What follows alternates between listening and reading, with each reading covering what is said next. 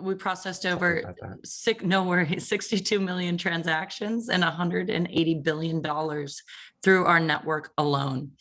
And we've done all that because, well, we have over 800,000 suppliers in our Avid network. So new customers will come to us often. They're like, well, how do you know if my vendors are in your network? Well, odds are they probably already there. And if not, we have our full service supplier team onboarding your vendors for you. And through all that, we've been able to be recognized as a leading provider of B2B payments in the mid-market, or an AP provider in the mid-market. So Taylor, what makes you different, right? What does full service mean? I don't get it. Well, it starts from the beginning of the accounts payable process.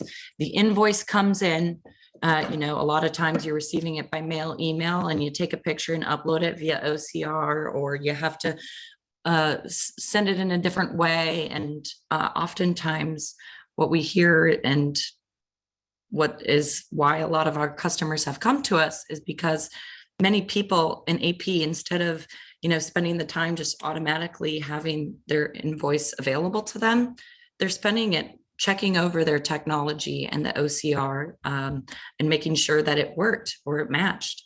Well, at Avid Exchange, we receive all of those invoices on your behalf. We set up a PO box if it's a mail invoice. We set up an email for you, and they are uploaded onto our Avid Strong Room platform. And we are checking through all of the technology to make sure that those orders or invoices have matched your order.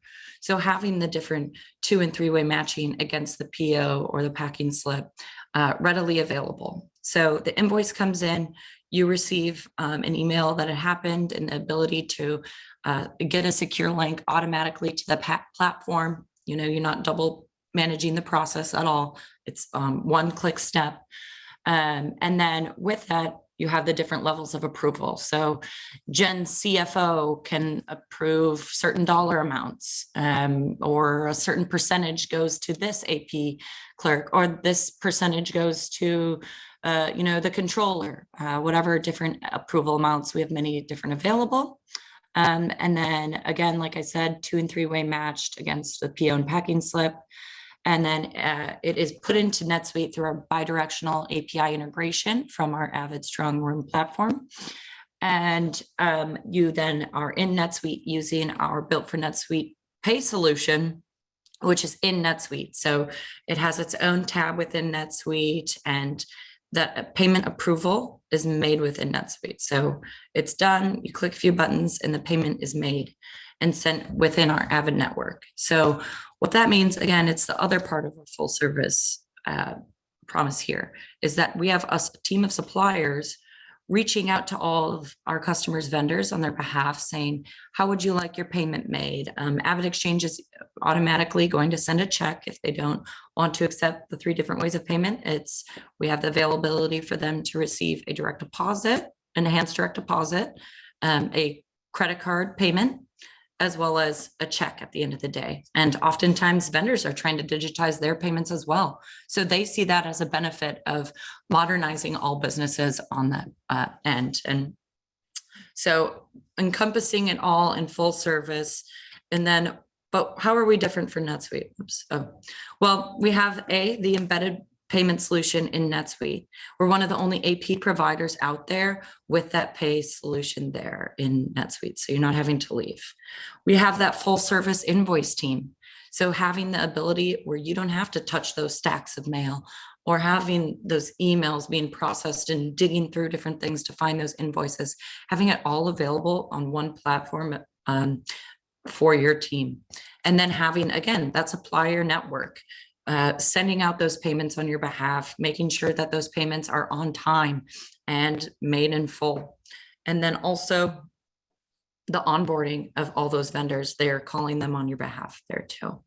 And then the third thing, if you remember all 3 things at the end of the day, these are awesome, that the different approval levels and the 2- and 3-way match capabilities where oftentimes aren't available in AP automation and other AP automation services.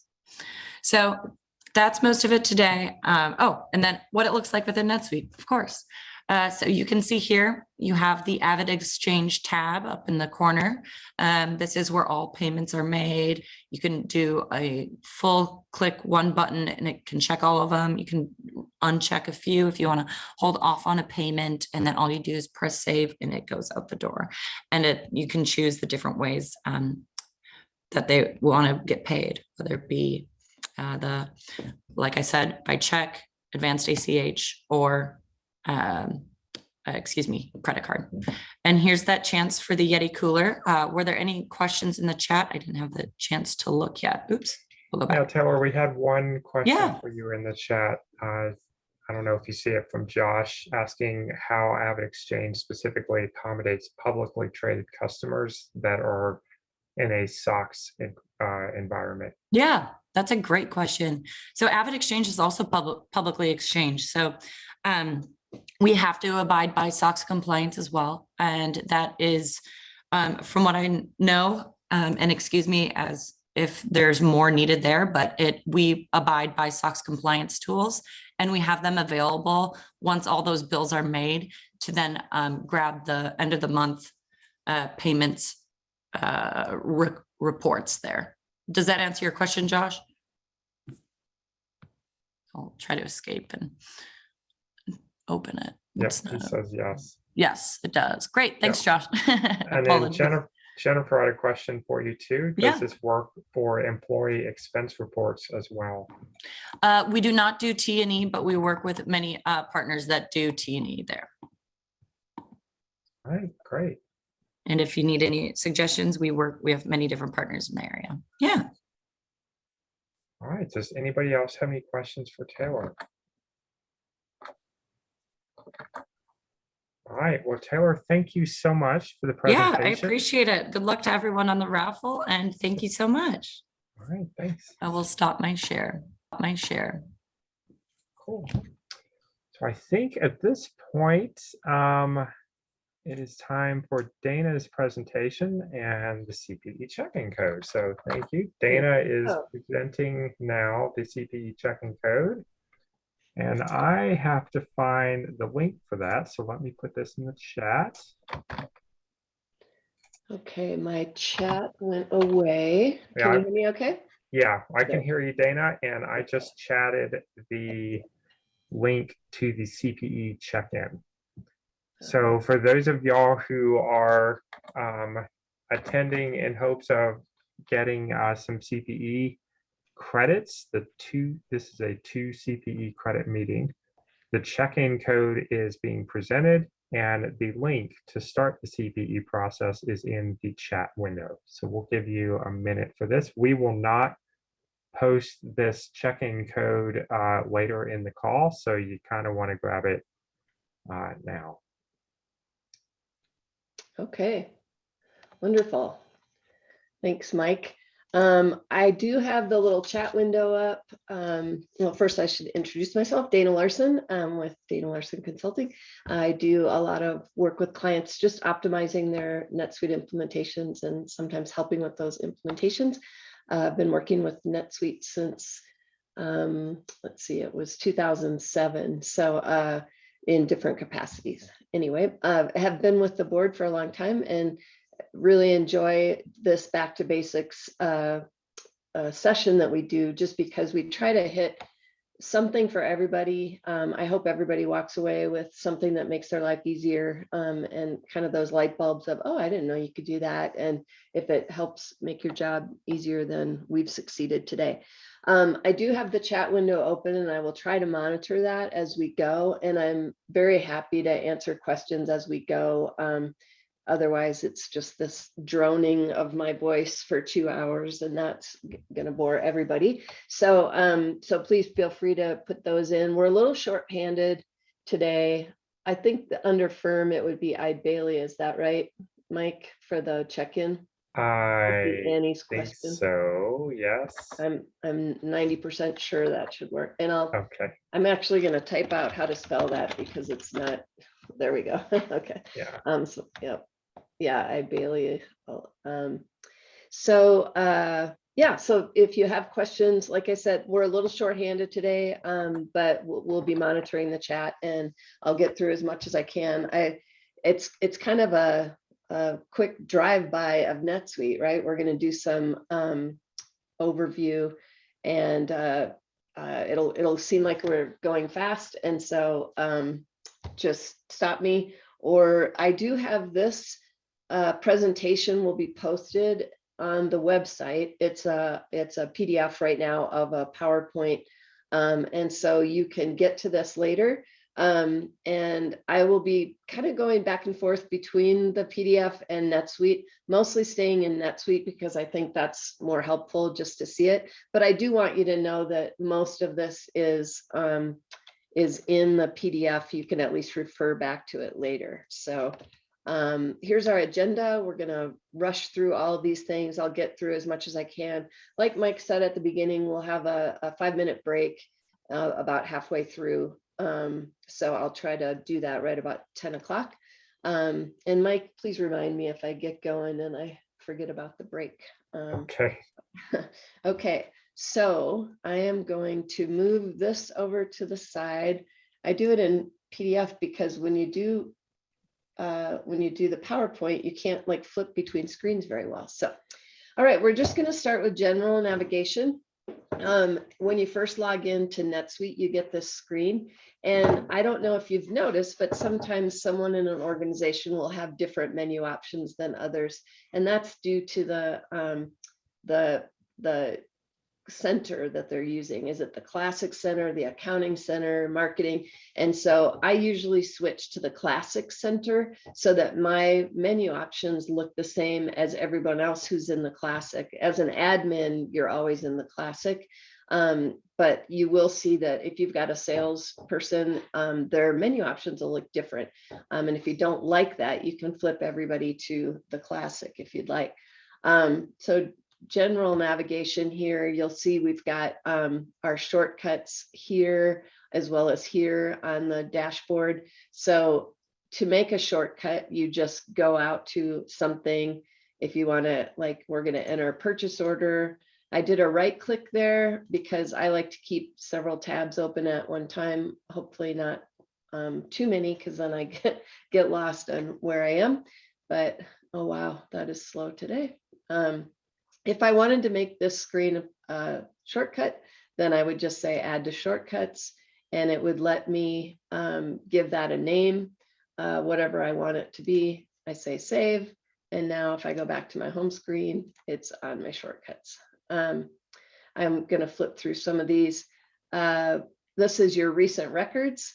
This is really helpful if you were just working on a journal or something and you decide I want to go back to that. It's also a portlet down here. If you prefer to see the list of them, you can do it that way. I'm going to spend some time in the set preferences. We're going to flip into here and just talk about a few things here. I won't go through every setup. A second, I'm flipping through I got ahead of myself there. Just a few things that you might find helpful. One of them is the show internal IDs. I usually have that checked. This is a newer demo environment. I like to see the internal IDs of records when I'm looking at a list. And so that's something that I update right away. You can change your language settings. This morning I was looking at this. I went to my help. I was looking at the help function, and I had the language of the help center set to German, and it startled me because I thought, how did that happen? And I found, oh yeah, it's right here. So if someone wants to have their help in a different language, you can also change your time zone and your date formats. This one right here is interesting. It looks like we've got this hard-coded. Mike, that I've never noticed that before, but I think it's probably an admin function that we've set for this number of rows and maximum entries.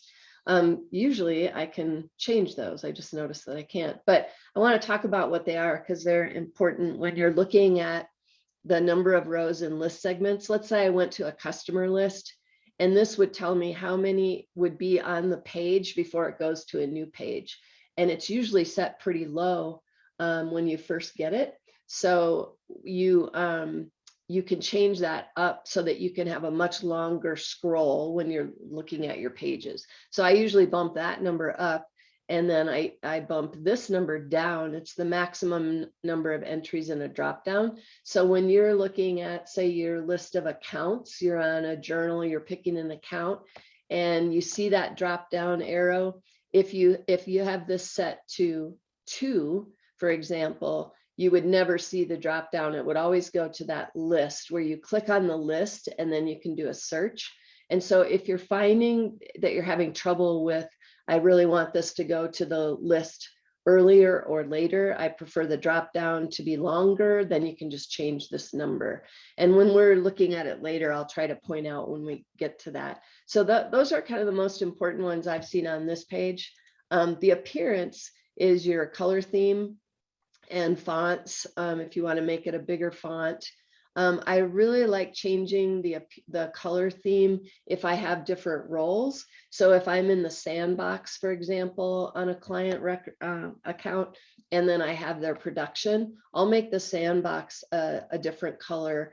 I have a friend who made his bright pink so that he knows I'm in the sandbox, or I'm in the admin role, because he has different roles.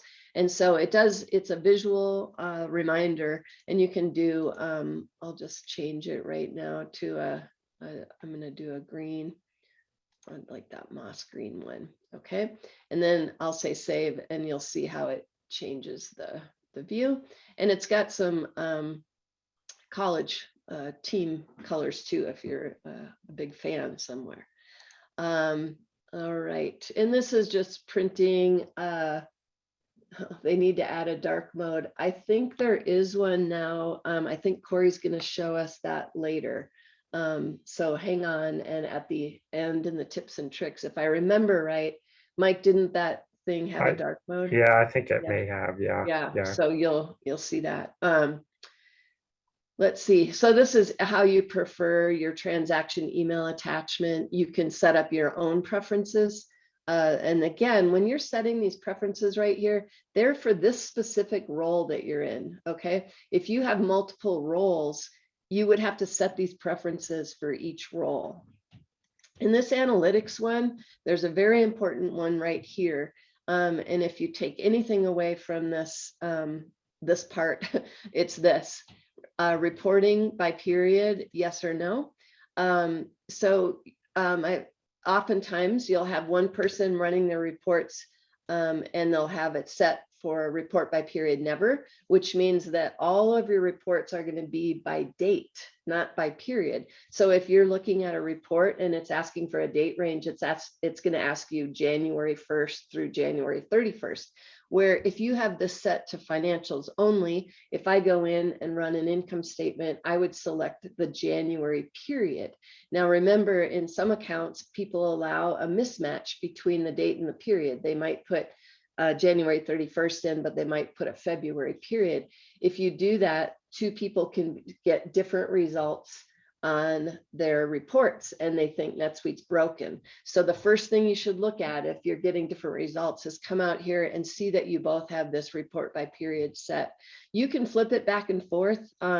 If you're working with, say, a bank rec, you'll want to set this to never, because bank recs only care about dates. The bank doesn't care about reporting, financial periods. And so if you're trying to show that your balance sheet matches your bank rec balance, then if you put this on never and you go run a balance sheet, then it's going to give you the right number.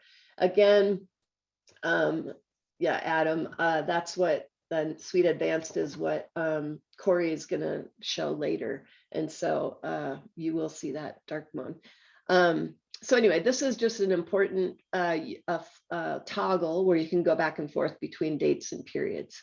Some of you don't, there's a setting for that, by the way, where you can say, I never want to allow a different date than period that messes everything up. And you can just turn that off. And then in that case, you would always run your reports by date. But some clients do have that turned on. You can also put a default bank account if you're in charge of one, and then when you go to the bank register, it's always going to go to the bank account that you want. Let's see. Oh, show list when only one result. So if I'm, for example, have a reminder set and I click on it and that reminder is only one, it's going to take me straight into the record. Or if I come up here and I do a search for something and there's only one that matches it, instead of showing me the list, it could pop it up. But if I prefer to see the list, even when there's only one result, if you check this box, this makes a difference, especially on if you're going to try to do inline editing instead of, which I'll show you later. So this can help you be faster in your job if you want that. I should say, if the list helps you more than popping into the record. And there's some other ones in here that are you can play with to say, oh yeah, I like that better. You know, do you want transaction numbers included in your search or not? Global search sorted by name and ID, things like that to just make your life easier when you're working. Let's see. Activities, I don't think I'm going to go over anything in that one. Alerts, restricted view. This would be if you've got multiple subsidiaries and you want to say, right now, while I'm working at this moment, I want to limit my view to this subsidiary or this department location class. You can actually limit your view for this time period that you're logged in. When you log out and back in again, it'll flip it. But it's a great way to say, I want to work in this one subsidiary right now, and I don't want to have to keep selecting it on every report I go to. And that can be helpful. Custom preferences are when you've added some suite bundles and things like that, like file drag and drop, where there are custom preferences. Let's see. Yeah. I'm going through my slide deck at the same time. Dana, just yeah. as you go through that, just something to add a note on the show internal IDs preference up in general. If you check that, then all of your saved searches, when you click export to CSV, you'll always get a internal ID column show up. Yep. So you don't want to actually select the internal ID to show if you have this checked, or you get two columns with it. So let's see. We'll come back to you, Jeffrey, on that one. Is there a way to limit certain roles to only show certain locations? Yes. Well, I say that I'm going to go out and look. When you said locations, my brain went to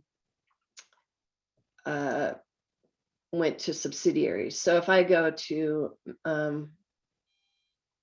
sorry, let me go manage roles. Man, it seems slow today. Let's just do a quick check on one of these if we edit the role. And I'm going to go through these permissions later.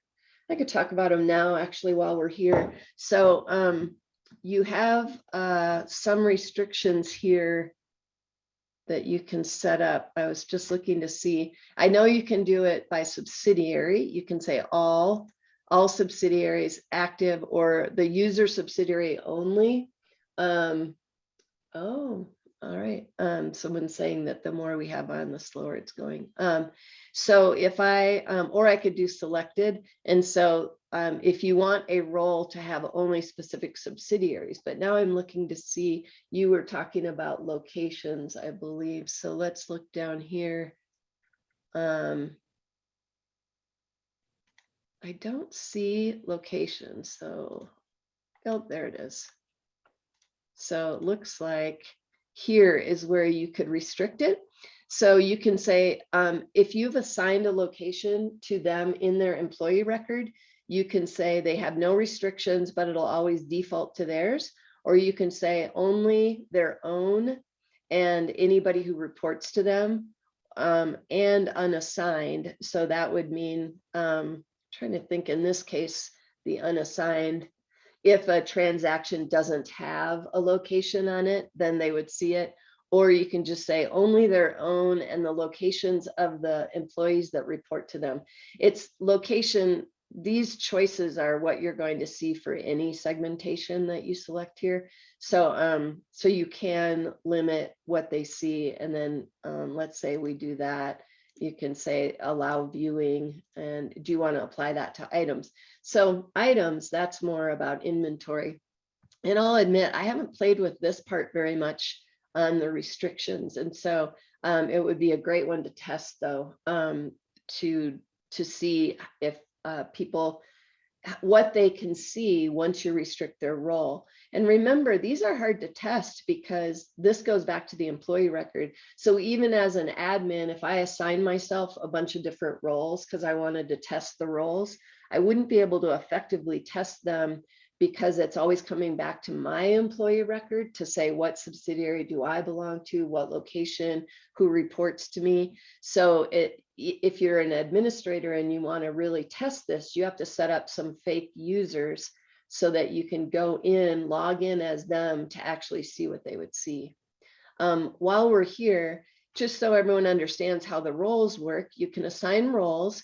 This is the center type. Remember, I said that you have a different menu options across the top based on your center. Now, if I'm in the accounting center role, I can go in and change my preference. I think I forgot to show you that. Oh, when you're in the admin, you don't see it. But when you're in as any other role, you'll see that there's a, I think it's right down here, where you say use classic interface. So if you want all your users to do that, you can do that there, or you can actually set that up on the role to say that you would prefer that they use, I think it's right here, the use classic interface.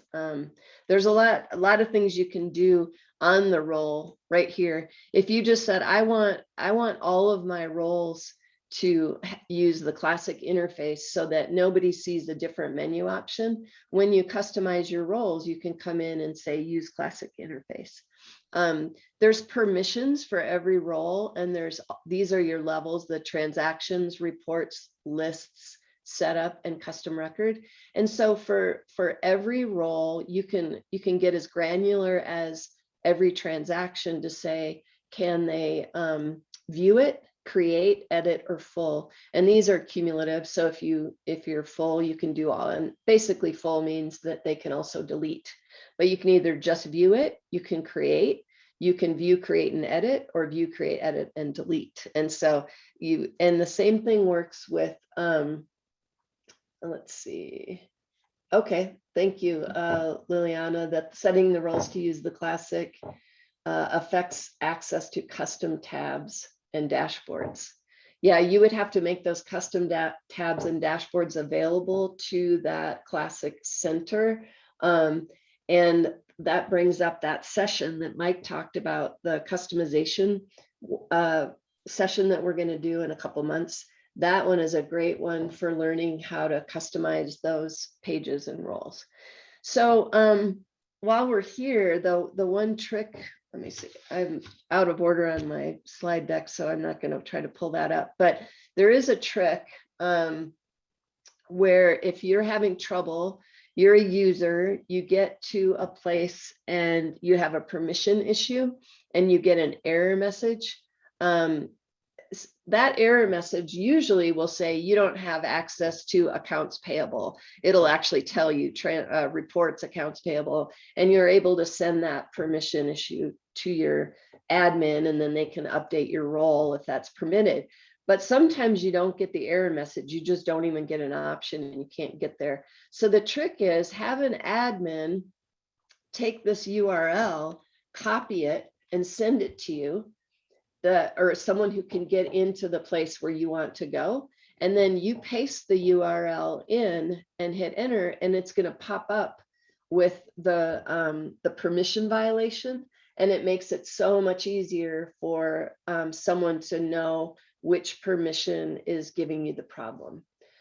In my slide deck, I have a link to the whole permission, the permission spreadsheet that NetSuite provides, that shows you all of the options for your permissions. So everything under transactions, reports, lists, and setup. So you can search, because sometimes it's hard to know what is the right permission to give somebody to be able to do something. So that's my trick, is to use that URL. One last thing on roles, if or two, there's a bundle where you can get a custom administrator role, so that you can download a role that gives someone access to everything, and then you can back off what they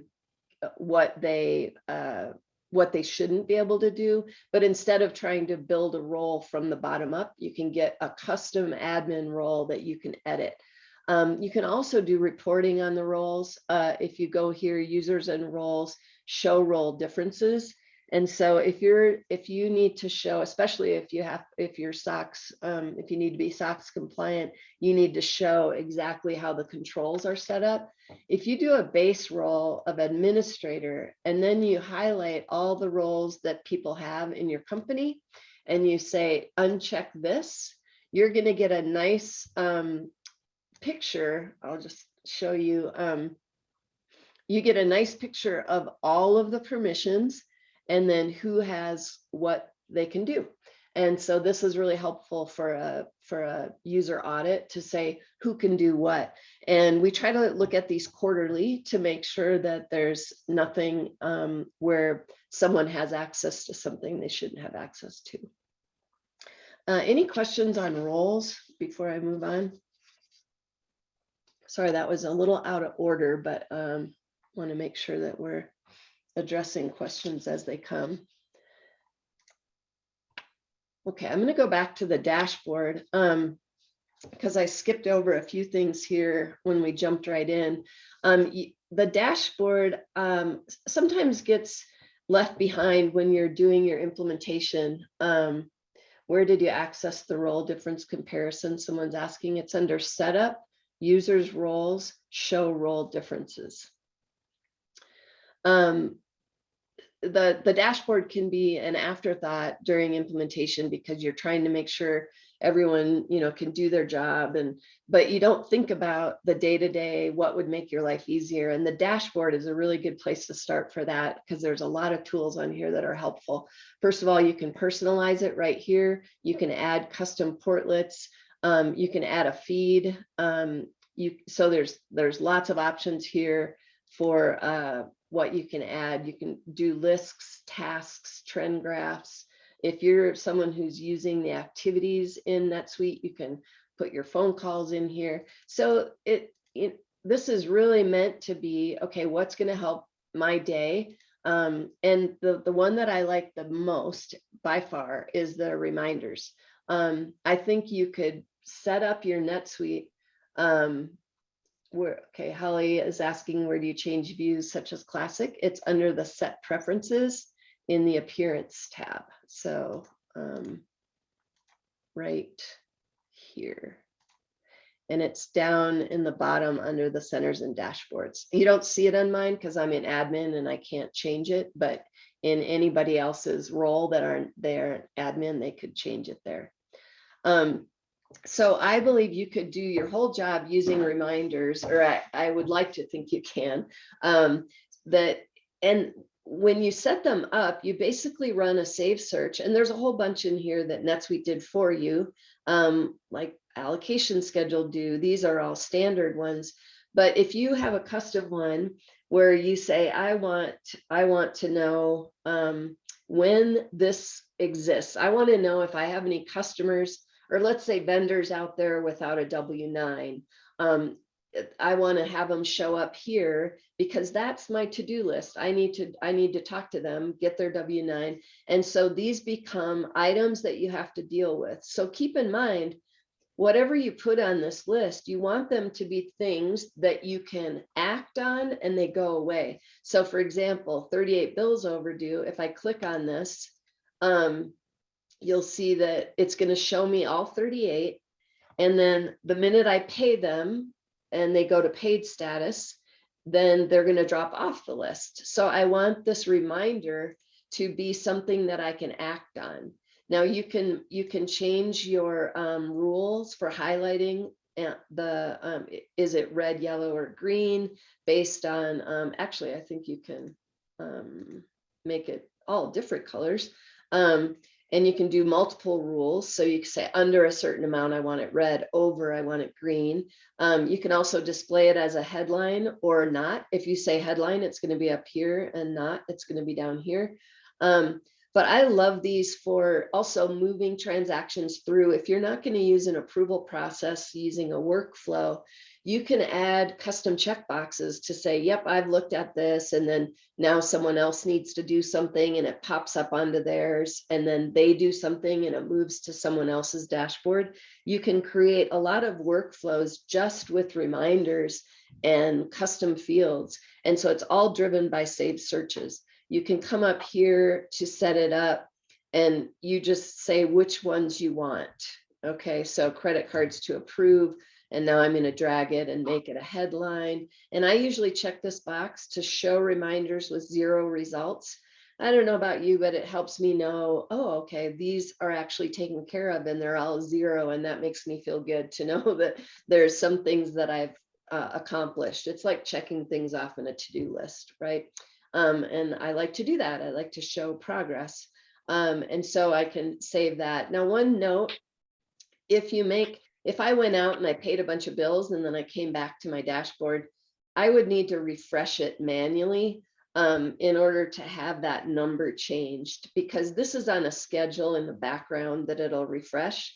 We did a session, I think Mike might have done this one a few years ago, where we showed a customization that you could add that would actually go around and automatically update all of your portlets instead of hitting this refresh button on every screen or on portlet here. So if you're interested in that, you could probably find that out in our posts. There's also, I already talked about shortcuts. I think these are really helpful to add the things that you do every day and you want to know where they are and find them. You can also do a quick add. Oh, thank you. Corey just posted the link. Perfect. And hi, Corey, welcome. And so a quick add is a good one. Let's say, okay, so you say bills to approve shows 0. So that means that you don't have any right now, Suzanne, that are in that approval mode. And so that means that the saved search is coming up empty. So if it should be showing something, you should go customize the search to show you that. Yep, and Adam, Corey's going to be showing that Suite Advanced. So let's see.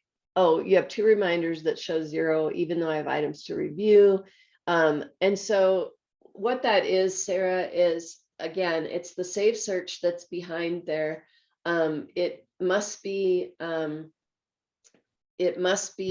filtering on something that is not coming up right, because these save searches, you might want to do a custom save search and then use that one instead of the delivered one. So for example, expense reports to approve might be working off of an approval field that you're not actually using. You might be using a custom workflow field for that. And so that's why they wouldn't be showing up there.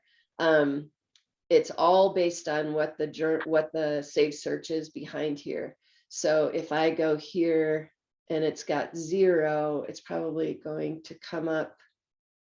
So you would go here and then say, edit this search and check the criteria on it to make sure that it's really searching for what you want. And then it's then when you're in a new save search, you have to check this box, available for reminders, in order for it to show up on that list on your dashboard. So that's a key feature of that. And remember, you want your save search to exclude everything that's taken care of and only include the things that you need to deal with.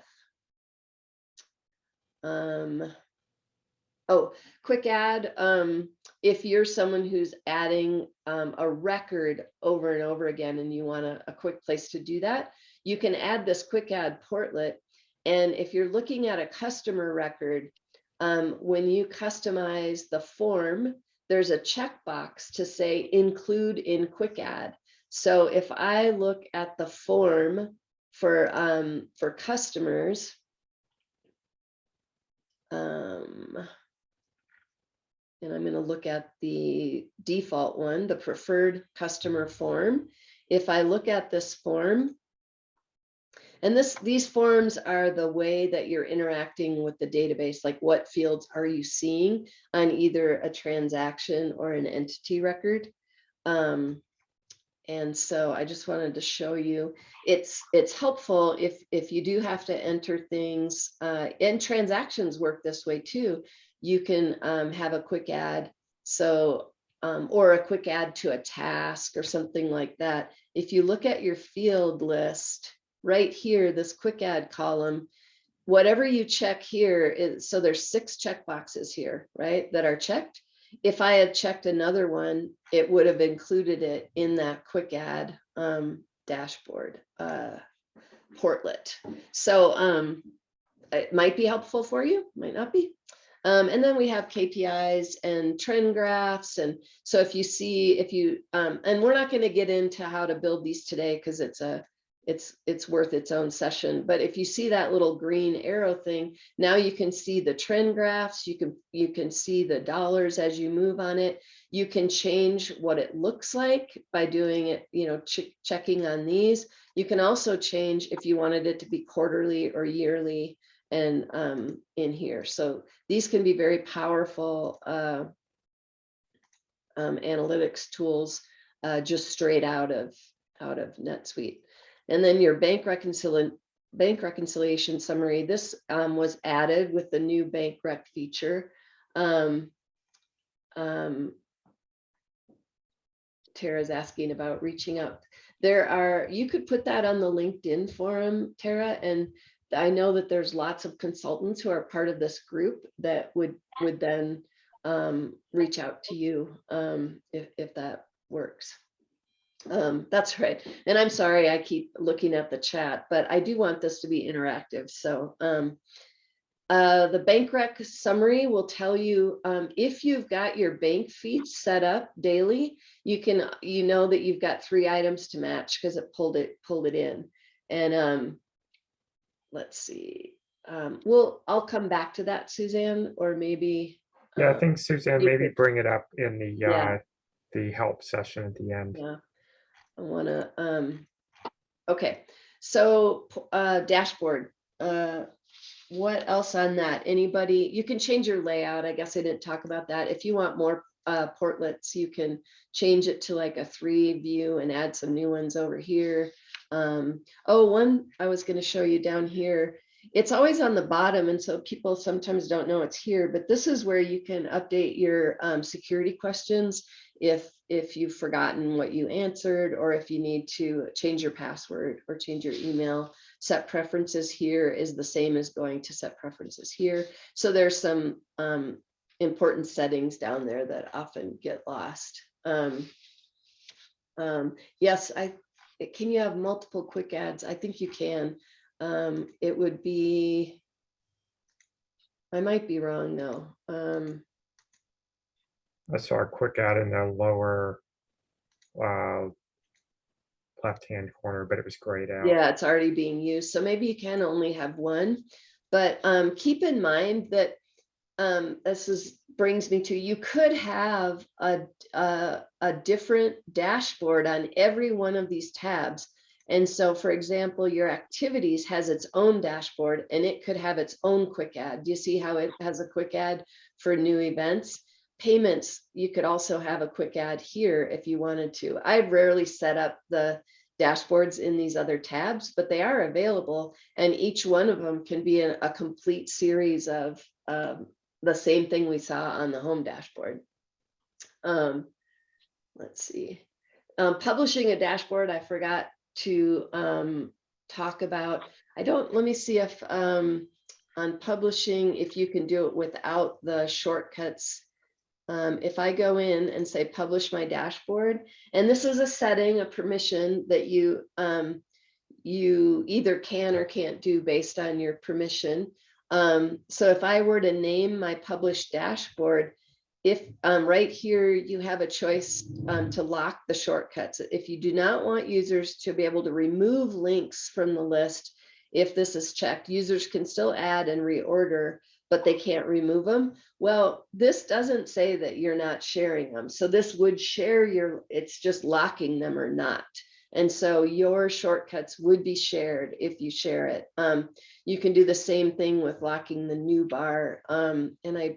That's this, right, Mike? This is your new bar, locking what's in this new bar, which, by the way, is a really handy thing for you to personalize. For example, I do a lot of saved searches, and so I would personalize my new bar, and I always forget to do this. I don't know why, but if I go down, and I'm going to do a Control F right here and type in saved search.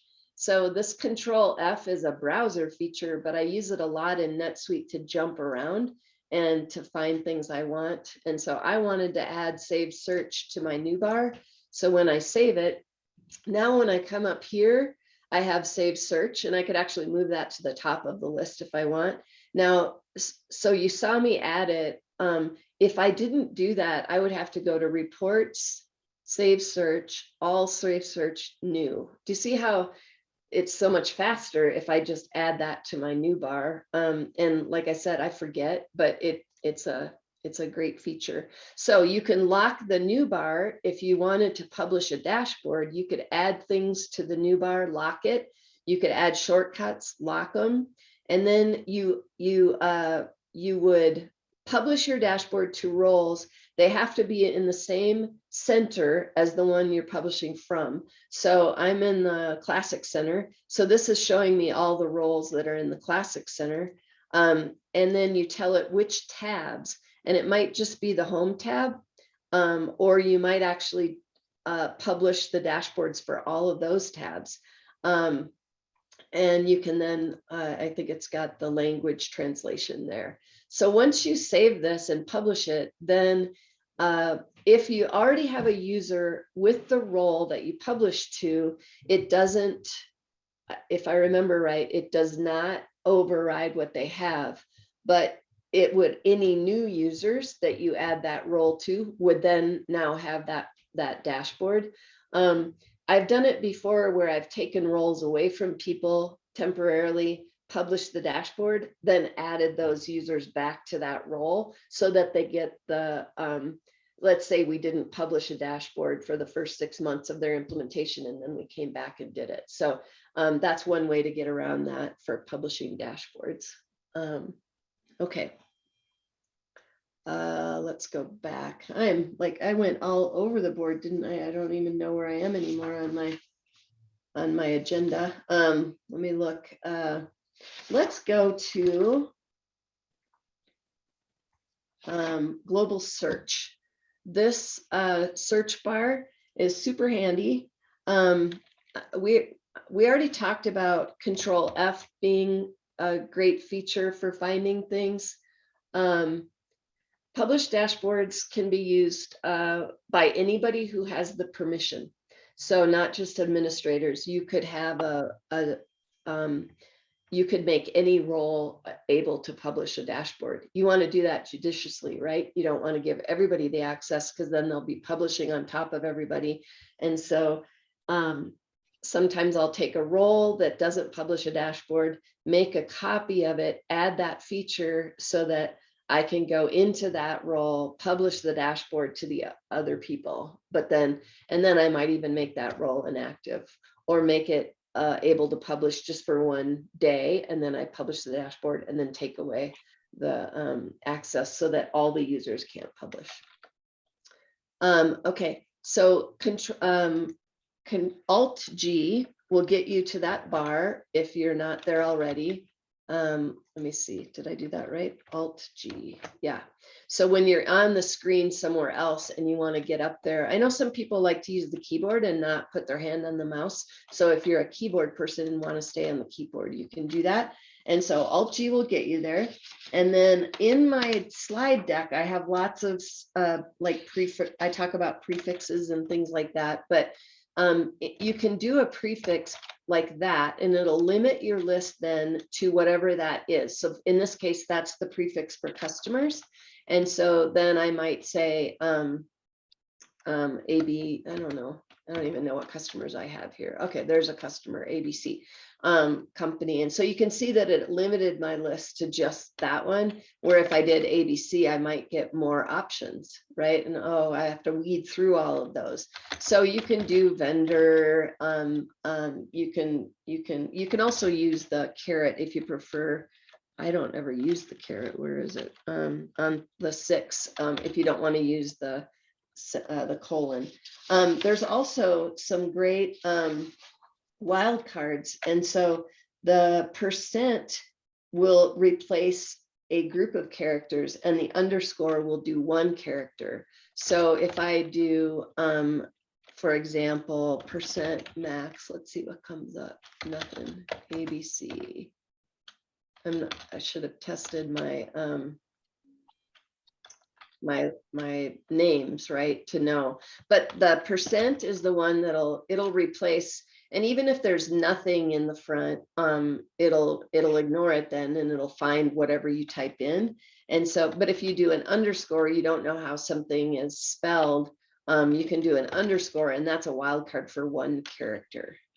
And I have some other others listed out there that that you can do ors, an uppercase or in between. So you could say ABC or let's try. I'm trying to. I should have had some customer names in my head here. I'll go to my list. Relationships, customers. Let me just look up some names. Okay, so we have Huli. I'll just say, or Huli, right? So now I've actually expanded my search. All right. Okay, how do I see all recent activity for a customer when selecting one?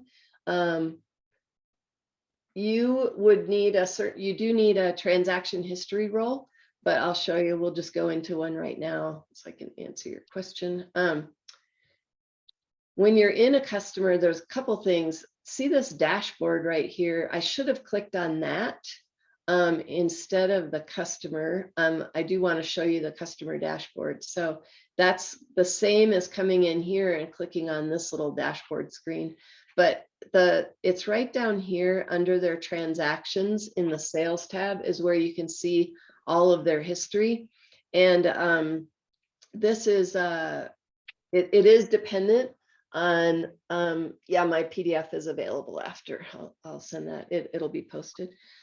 So this shows all of their transactions. Now, if you didn't have access to sales orders, for example, you wouldn't see them here. So that's a permission thing. You have to get permission to see them. But this shows all of the, I'm in admin mode, so I see everything.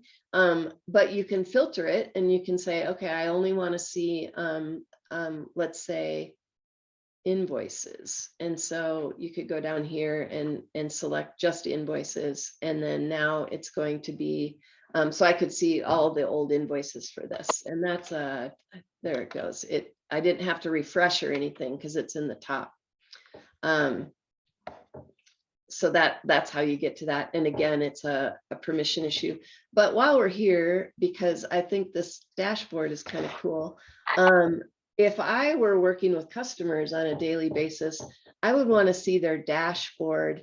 When you look at their dashboard, it filters everything on the dashboard by that customer. So you can put up saved searches, you can put up portlets that have things in them that filter for just that customer so that you can see all of their activities. So if a customer called me, I would want to go right to their dashboard and I would want to have everything on this screen that would help me manage that customer relationship.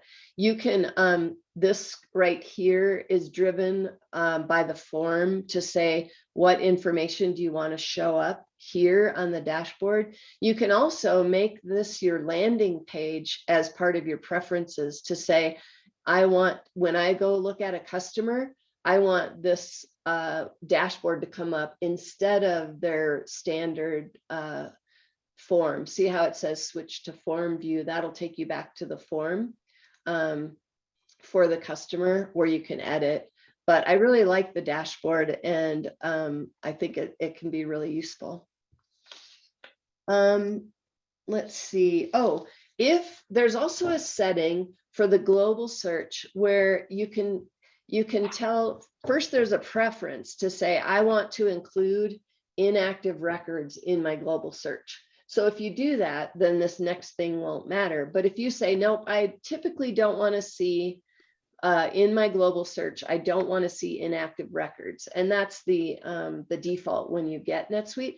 Let's say you do want to see, you're trying to find one though.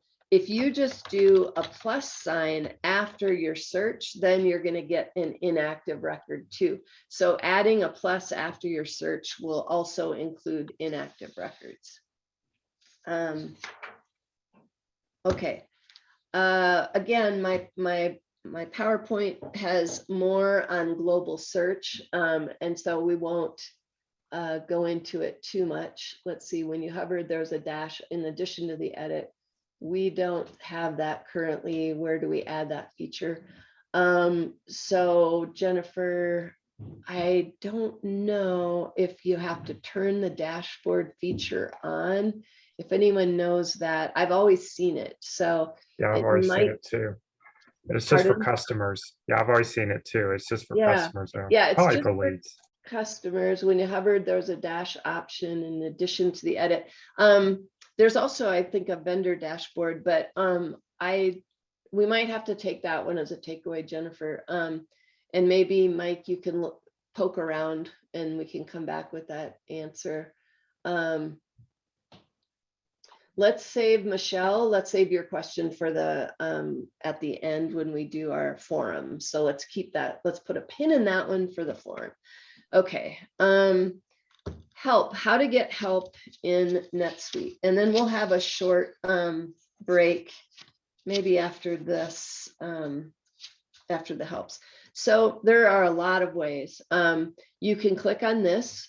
If you click on this, it will take you to notice its context. It knows where you were when you clicked on help, and it takes you to this customer section, and you can start reading the topics. On the left, you're going to see an index of all of the table of contents. And so this is if you like reading things not in a wiki fashion where you jump from one thing to the next and follow links, but if you want to see it laid out in a more organized fashion, you can do that over here.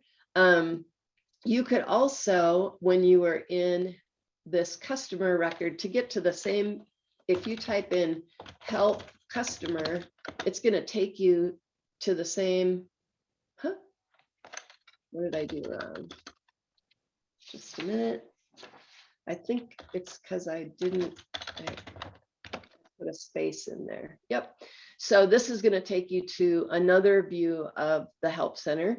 It's the same place though. Do you see how the table of contents though is all collapsed? This was just a search where this help actually took you to the customer portion of the table. I like to go in here for user guides. If you want to understand exactly like all about amortization, I'll go read it on a user guide because it's usually presented in a way that's more, I think, easier to read. You can also go to videos here and you'll see some. I usually get there a different way. I'm going to show you. If you go to, I'm going to go back, and if I go under here and say support, go to Suite Answers. I spend a lot of time here, and the more you work with NetSuite, the more you know how to search, because the searching is what helps you find it. If you word it a certain way, you get better results. And so I do a lot of searching to try to find solutions when this is the first place I'll go. But you can also come down here. There's a videos down here that I especially send people to when they first come into NetSuite, because there's a getting started section. Let's see if this will load, where they're just, 5 to 10 minute videos on different things. And you may find something helpful in there. It's taking forever to load though. I'm going to come back to it. One thing that I think is also really helpful is I'm going to go back to, or I'm going to go look at one of these bills. Wow. It's so slow. We are in a test environment, and I wonder if it makes a difference. Notice that when you hover on the label, and sometimes this can be annoying, right? Because you accidentally click on the label, but there's field help on the label. Because I have internal IDs turned on, I see the ID of the field, which can be really helpful if you're doing formulas and your saved searches and workflow and things like that. So this is field help specific to this field. Notice I can customize this field help to say what I want for my organization. So in my case, this entity might mean something else. I can just come in here and customize the field level help to be whatever I want. I can also do it in different languages, and it's super helpful if you don't want to. I discourage people from having a printed user guide for how to use NetSuite. Instead, why don't we just make it part of the page and just go in, and if anyone has a question on a field, they just click on the label and it tells them what to do with that field and what the ramifications are. And it doesn't work, unfortunately, down here. I can't click any of these headers, but anything in the main part of there, you can change. And there's also a way, I think I have it in my slide deck. You can see all of the customizations that you've done on the labels. I'm not finding it right now, but if you're wondering, I think I have that in my deck, where if as an admin, if you want to see everything that you've customized, and you can even do it by form, so you could have a different label help for one form versus another. All right, I'm going through my deck here. Dana, I wanted to add something too, and I think Cornell might have here. So way out there to update this fields, this CSV, or audit those that are missing. Okay, so as far as Cornell updating the help text, I don't know, but I was gonna add a point because I found this so valuable. If you're like, I want to use a CSV update to mass update this type of record, but I don't know what the column name is in my CSV file. If you click the help and it shows you the help for the field, and it'll show you that internal ID, then yeah, the field ID, use that as your column header in your CSV file. And that way NetSuite will basically automatically map it. So when you go through your CSV import in the mapping stage, you'll be like, oh, it magically mapped. I wonder how it knew. It knows because of that. Also, I did find it. It's under customization list records fields, custom help for standard fields. And so you can run this, and on the forms, you can see if you've added custom help. So this is for standard fields, not for your custom fields. Your custom fields, you add the field level help when you're setting up the custom field. But this is where you can see all of the ones that you've customized, and you can remove that customization if you want. In my slide deck, I have that in the section of custom forms, and so that's why I didn't find it right away. Let's see, I think forms is the next one, and that might take a little bit. So I think we should maybe take a 5-minute break here, and then I will try to look through some of those questions too. but we will, let's see, so it's 5 to 10. We'll come back at 10. And I'm going to put up a slide in case someone shows up and wonders what's going on. So we'll start back up again at 10. Thank you. We'll come back. Roy, thank you. He posted there's a new permission to allow roles to update field help outside of the administrator. So what I don't know is when you were saying you're having trouble not seeing that field, is it because when you click on the label itself, it doesn't pop up, or you don't see the customize button? If you don't see the customize button, that's a permission issue. If you don't see the field level help when you click on the label, I've never seen that before. And so maybe during our session at the end, when we do the open forum, we can look at that. You can share your screen, you can show us what you're seeing. But I think you're saying that you don't see the customize button, and that is a permission issue to be able to customize that. One thing on that, I'm just going to throw in, when I said I don't like to do the documentation for your users somewhere else where it sits on a shelf and gets old, because you know how you can change NetSuite so easily, why not just be able to change your documentation on the fly as well? And so I like to see that you have, for example, I'm going to go to that bill again. One thing you could do in your environment is put in a custom tab down here that says instructions. And then, so it would be like pay transaction instructions. So you could do it at the label level, but you could also do it on a sub tab that says instructions. And so if someone they're new to NetSuite, they could click on that instructions tab, and you might have your documentation right there instead of in a book collecting dust, and also that gets changed all the time. We'll show how to add a sub tab in the next session, Jerry. That's going to be in the customization session that we're doing. And so a couple things.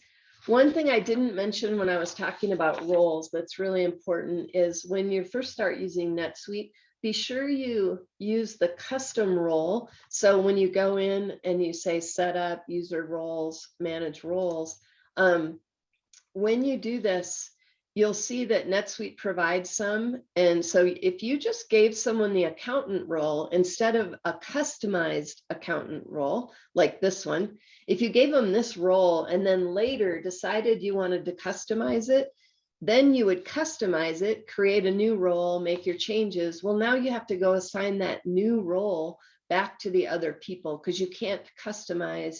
You can't keep them on that same role number one if you're going to customize it. And if they had a dashboard that had all kinds of shortcuts that they loved, they're going to be very unhappy with you if you take that away. And so just as a best practice, always use custom roles, not the ones that NetSuite provides. And I think there's other reasons to do that too, but it is the right way to do it. Okay, couple things. And this is just a random thing I wanted to show you. We're going to talk about forms here in a second. And so you notice this is a bill form and it has all of these sub tabs. And let's say I was trying to remember where the ship to or something like that, or, you know, something buried in one of these tabs. And if I do my Control F and I search for something, it's only going to search on what you see here. But if you click right here, this is going to unroll your view, which means it's going to take all of these tabs and expand them down the screen. So now, instead of having them across the top, it goes down from the bottom there. I'm sorry, it goes, you know, top to bottom, and it opens everything up. And now if I say Control F, where are the terms? Now I find it because it's looking on the entire record instead of just one tab at a time. I'll show you what I did to click on that. I clicked on right here. Now, actually, to collapse it, I'm going to do this. I'm going to click on, actually collapse all. Okay, oh, no, this one, sorry, that collapses what's inside each of the bars. This one right here, see, it goes away when you're not there, but if you do this, it brings the tabs back up. And so now this is the way I like to use it on normally, because I can click into whatever tab I want. Otherwise, I'm scrolling for ages, but it's super helpful if you're trying to find something. So you click on that to roll it out, and then you click on it again to bring it back. Sorry, I have to drag to the right. There we go. And so I think that's just a helpful feature that I wanted to remember to show you. There's one other, you know how you have the Control F. So that's a browser feature, but there's also, if I go into, I'm just going to go look at my chart of accounts, and I'm going to click on the register for a bank account. And if you click here, you go to the register. There's a find down here, and you'll also find it on some of the reports. When you just go and run a standard report, there's a find. And so if I say 35400, it doesn't find it. And look, I'm looking at 3400 right here, and I think it's because you need the comma. Yep. And so keep that in mind, because this search is better than Control F if you're in something that's super long. If you're looking on something really long, this will actually look at the entire list. Sometimes Control F is limited. I've noticed it doesn't see the bottom, and so I use this find when I'm looking, and that can be helpful. While we're here, just if anyone cares, if you have reconciled this transaction, it'll have the date of the reconciliation, and you click on it and it takes you to the reconciliation. Or you can say, I only want to see uncleared, and this is a way for you to see what you have not reconciled on your bank statement yet. And that can be really helpful. It also helps you know, if you know that something shouldn't have been reconciled, go to the register, find it, and click on the reconciliation, then you know when it got reconciled. Okay, that was a total side bunny trail. Sorry for that. All right, we're going to come back to forms. I'm going to go back to that bill.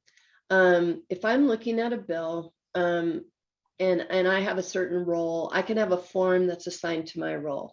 So if I come in here and say customize form, now you probably can't see this if you're not an admin or if you don't have the role. Again, any role, you can give them access to this, but it's not a standard. So custom forms can be really powerful for guiding data entry and making it as efficient as possible, because you can say, I don't care about those 5 fields, or maybe at this stage in the process with the customer, I only want to enter these 3 fields, but then later I want a different form because I want to add different fields. And so in a form, you can customize the form, you can give it a new name, you can tell it what printing template to use, so you can have a different print that comes off of one bill and another based on the form that it's used. Same with emailing, what you want it to email, what you want it to look like. And on that form, then you can control what tabs are showing. You know how we just unrolled those tabs? You can say, I don't want them to see the related records. They shouldn't be able to go to that, or whatever. You can uncheck things. This is a way of getting very granular permissions. You know how the permission list we saw only went on transactions or lists? This will actually be field by field permissions, because you can say either I don't want them to see it at all, or I want it to be in line so that they can't change it, but they can see it. And so this is like a completely different way of controlling your permissions that's very granular. And now here you can say, what you want the label on the field to be. That's not the field help, but just the name of the field. So if you wanted to customize what the NetSuite one is, whether it shows or not, whether it's mandatory or not, and then how it displays. Is it normal, inline, or disabled? Disabled, it won't, it doesn't show, if I remember right. I rarely use that one, but inline, you want them to see it, not change it. If it's a checkbox and you want it to default one way or the other, you can do that on a checkbox field. And then this tells you where in that section, does it show in the primary classification? This will help you with real estate. So for example, if you have a bunch of stuff that's not in a section, or you have 5 sections and you notice that you have to keep scrolling down and you want to condense the top part of your screen, put them all in the same section, because then you don't get those breaks where it jumps down. Now, the breaks can be really helpful to have different sections on the top of the bill. I'm going to go ahead and open the bill next to this so that we can talk about it while looking at it. So right here in the primary information, do you see how this is one section? So what's interesting on here is we have a couple of classification ones, but they're not showing. So you're really only seeing the primary information. If we had more, we would then see a new light green bar and then more stuff. And so you can control that. Let's see, what else can you do on here? You can tell it when you want it to column break, and what should be included in the same row as previous, if it should be there or not. This is for the main section of the transaction, and then this gets into the line level detail. If you go to the sub lists, these are more fields that are in the header part of the sub tabs. And then you can control the actions off of in the top where you have this drop down actions, you can control what shows up there. And I should caveat, a lot of you are probably not administrators, but I'm hoping that you'll see what's possible so that you can then go to your administrator and say, hey, I just learned this cool thing. This would make my life a lot easier if we made this change. And so even though it might seem like, well, this isn't relevant because I can't do any of what you're showing, it's good for you to know what's possible. So then you have your sub lists and then sub list fields. This is where you can control what's showing in that sub list. If you don't want quantity or you do want units, you can check these boxes. What's unique about this is I can't say I want to make it mandatory. I think that would be nice if NetSuite gave you that option. You can make it globally mandatory for department and class in your accounting preferences, which can be really helpful. And location, I believe, too, can be required. And so you can set that to be a global setting, and then it will be required. But otherwise, you can't make these fields required, from what I understand. Now, this is one of my favorites that I don't use as often as I should, but you can actually say on this form, I want this to be the preferred form for this role, which is helpful so for it to, if I'm an AP clerk, then when I go in, this is my preferred one, but I might have the CEO might look at a different one. So you can set up custom forms and then make them the preferred forms for those roles. And if you don't want someone to be able to change the form, see, this is how you can control what they see. You take the form off of the main screen. I think it's custom form. I'll do my Control F. I thought it was right here. Screen fields main. Someone help me. It should have a custom, oh, there it is, form. If I take the form off, see, they changed the name of it to form from custom form. But if I take this off, that means if you make a preferred form for them, that's all they're going to see. They can't change it. So then you can force them to see just what you want them to see. Sorry, I was reading Suzanne's question. And Suzanne, let's let's answer that one later too. That's a good one for the forum at the end. Let's see, what else on forms? I'm checking my notes to make sure I didn't hide the custom form. Okay, and then like I said, you can make the that custom field help available per form, which I think can be really useful. Okay, next we're going to talk about lists before moving on.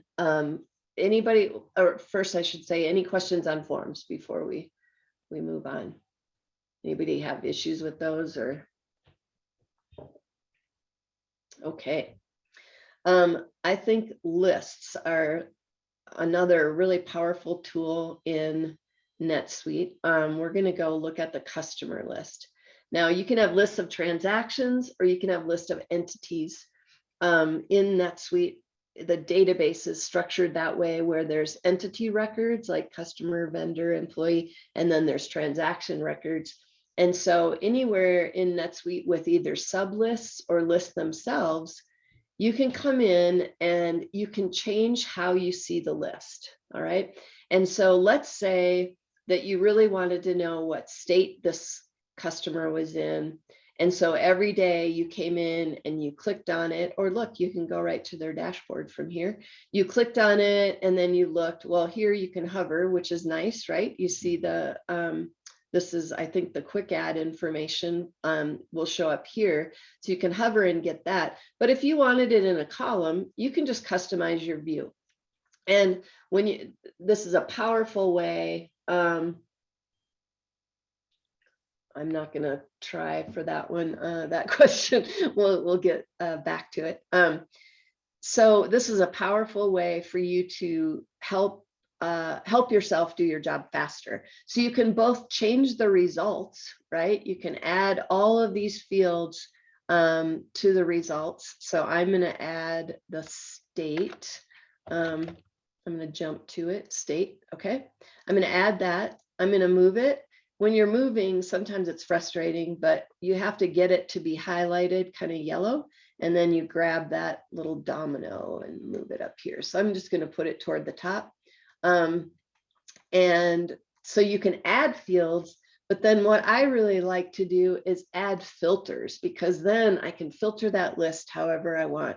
So actually I'm going to add a state filter here, and you have to check this box for it to show in the filter region. And then this will show it as a multi-select.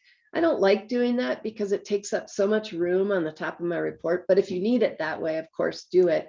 But I usually uncheck that one so I don't get this big box at the top of my screen. And so I'm going to go ahead and say this is my VLC general view, because I'm saving this as my own. And then when I say save, NetSuite's going to remember that next time I come into the customer list, it's going to do this view. I can also make that view public so other people can share that and use that view. If I go into edit view and I say I want to, trying to remember where the, now it's become a saved search. Do you see this? If I make this public and make it available as a list view, now everybody can see this view. And so if you've got someone who's really good at making these views and they can name them appropriately, then I think it's really helpful. So I'm going to go back to my customer, and now I can say, okay, I want to see everything in Wisconsin. And if it's in the top part, you don't have to refresh. You can just tab out and it'll update it. So that's funny because I thought I had some, but we'll go back to all. So if it helps you do your job, remember you can do this on transactions too, okay? And so you can filter the list that you're looking at. And then obviously you can click out to take this list out to Excel, PDF, you can print it, you can show inactives. That's helpful if you're looking at a list and you want to find some that you thought you had out there. Or if you want to make them inactive, all you have to do is click this box and then say submit. And so you don't have to go in edit mode, find the inactive box. You can do it right here. Also, one of my all-time favorites is this edit button right here. It's called Inline Editing. And if I had to make a bunch of changes to customer records, but I didn't want to edit and go into each one of them, if I click on this, you'll see these pencils. That means that all of these columns can allow you to do inline editing. Okay, so if I say, oh, I want to make Will Clark or Joel the sales rep, I'm going to go add some sales reps. See how fast that is compared to going in edit mode into each one. You can also obviously sort by clicking on the header of the column, and it'll sort that for you. Remember when I talked earlier about the sub lists and how I have it set to 500. If I had that set to 100, this would now be 2 pages long because it's more than my sub list record limit. And so because I had it set to 500, I see them all on the same one. And then the scary one, but I'll show you if you promise to use the power for good and not evil, is you can delete multiple records right out of this screen if you have the permission to do so. So you can click on a field, anything in a pencil field. And if I say I want to delete all of these records, one second, if I hold my shift key, why isn't it working? That's weird. Usually the shift key works. I'm going to try it on a different. There it is. I don't know why the ID wasn't working. So I clicked on the top one. I held my shift key and I clicked on the bottom one, and you see how you get that little square? And then if I go over here, I can now delete the records, and it's going to delete those. It's going to give me a warning. Are you sure you want to delete? And when you say delete, it's going to spin in the background and delete those 5 records.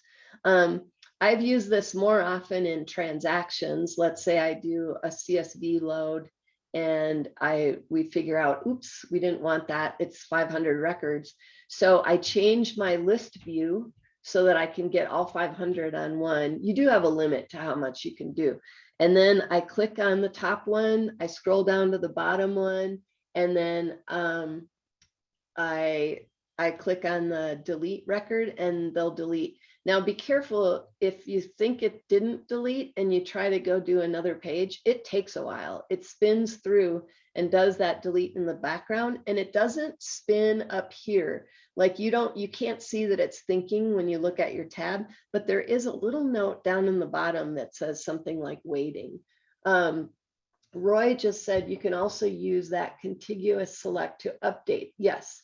And so if I wanted all of these to say triangle, actually, I'll do it with a sales rep because I don't know who else is using this. If I click on the top one, let's see if I can get this to work. Okay. And then if I hit tab for Joel, she says with confidence, and then it didn't work. I think I have to pick Joel and then tab. Shoot, what am I doing wrong? Let me try changing it to Lottie, because I know you can do this. Yep. There. I don't think I had raped that one. So then it flips them all. Got to hold your mouth just right. That's exactly right. My tongue wasn't sticking out between my teeth. Yes, so you can update a lot of fields at once by doing that, or delete. And I think it's super powerful. Now, a note on that, when you're looking at transactions, it'll only allow you to do the main part of the transaction. So for example, if I go to, I'm going to go to a list of bills. To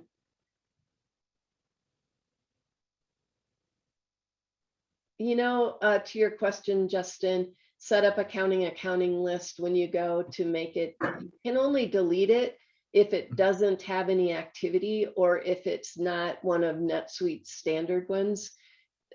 So if you did a custom payment type, I think you could delete it, or you might not have the right permission. You would have to have the full permission on that accounting list in order to change it. If it's ever been used, though, you can only make it inactive because it's already on some records, and it won't let you delete it. Gotcha. Thank you. Yep.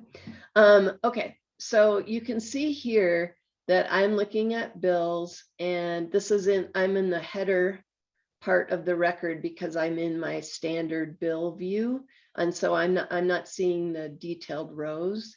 And if I clicked on that edit, you can see that I can now edit the memo is the only field that's got a pencil in it from this screen. Oh, there's a few more. And if I had done a custom field out there, I could do that. I could edit it. Sometimes I've added a custom field to a record just to get the pencil so that I can then go in and delete if I needed to. And so there are NetSuite native fields that you can't change. Obviously, changing a vendor on a bill is a big deal. They're not going to let you just go in and willy-nilly change, massive do that. So but anyway, you can add your memo here. But if I were to write a saved search with the purpose of doing some inline editing, you'd have to play around with it to make sure that first of all, you're in the header of the record. Secondly, that you only have one type of transaction. If I run a saved search over all of my transactions, you can't do inline editing until you've limited it to one type. Same with items. If I do an item, this will be a better view of it. Sorry, accounting items. If I'm looking at my item list and I want to, if I want to do some inline editing, I believe I have to change my type before that button shows. Did you see that? And so you can't do massive changes to items until you've identified what type you're looking at. Now, if I could find a field that had a pencil, then I would be able to do editing right here. This would be a great one to fix your tax schedule to taxable, right? To do that contiguous update to all of the fields at once. Let's see, what else? I haven't found one yet. Let me go into transactions. I'm going to look to see if I've got one where we can demonstrate the pages, because I've got my pages set to 500. And so I want to make sure. Yeah, see, it's still 210. I could change that. I wanted to show you, you'll see a page list here, and whatever you sort by is what your page list is going to be, paginated by. I'm trying to think what there would be more of in this. It's a relatively new demo account that we got. Remove the journal type. That's a good idea. We'll do all types. So even though I went into it from the journals, I'm now saying, show me all transactions. Perfect. So now, because I have it sorted by date, these pages are listed by date. So if I knew that my transaction was on the 12th, I could jump down here. Okay, but if I wanted to instead filter it or sort it by, this doesn't have good things to sort by, but type, I could see all of my journals in one section. And this is where you can go crazy with your filters, right? In order to help you see this. It's doing a calculation between the edit and save and multiplying the value by our case size. Yeah, Dana, I'll answer for now here in a that one. That doesn't sound like basics, right? We just jumped from back to basics. Yeah. Okay, so now I could say, okay, show me, this is how you would page through and see them. One thing to note, if you've got filters on, they're usually sticky. So if I had done a filter on my my list at one point and then I went back into it, it's going to remember the filters that I added. This is especially true of filters on the bottom of like a financial report. And so you do want to make sure that you're looking at your filters, because otherwise you can get really frustrated if you're looking at the list and saying, wait, what happened to this? Because usually when you go into the list, the filters section is often, I shouldn't say usually, I don't know how to control that, but sometimes when I pop in, the filters section is collapsed. So I don't even know what filters are in there. So I try to get in the habit of always clicking on that plus so I can see what it's filtering on the minute I pop into a list. You can also, all that I've talked about is also available when you're looking at a sub list. So do you see how I want to go pay bills today? And I have this sub list down here.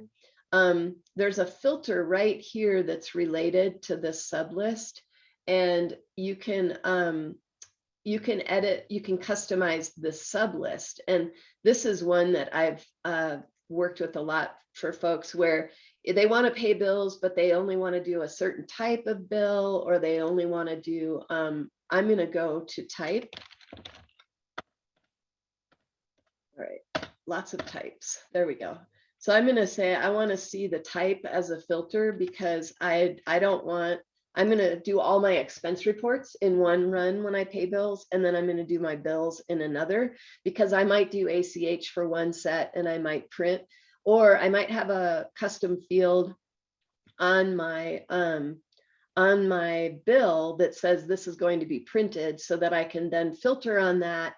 And then I can say to be printed up here so that it goes directly to my print checks and forms. And so you can get granular about what you're seeing on these by customizing that list. Oh, we already did it. Let me go back. And I was thinking I wasn't seeing it, but it's up here in this filter. So now I can say, I only want to look at my bills right now. I'm doing my bill pay.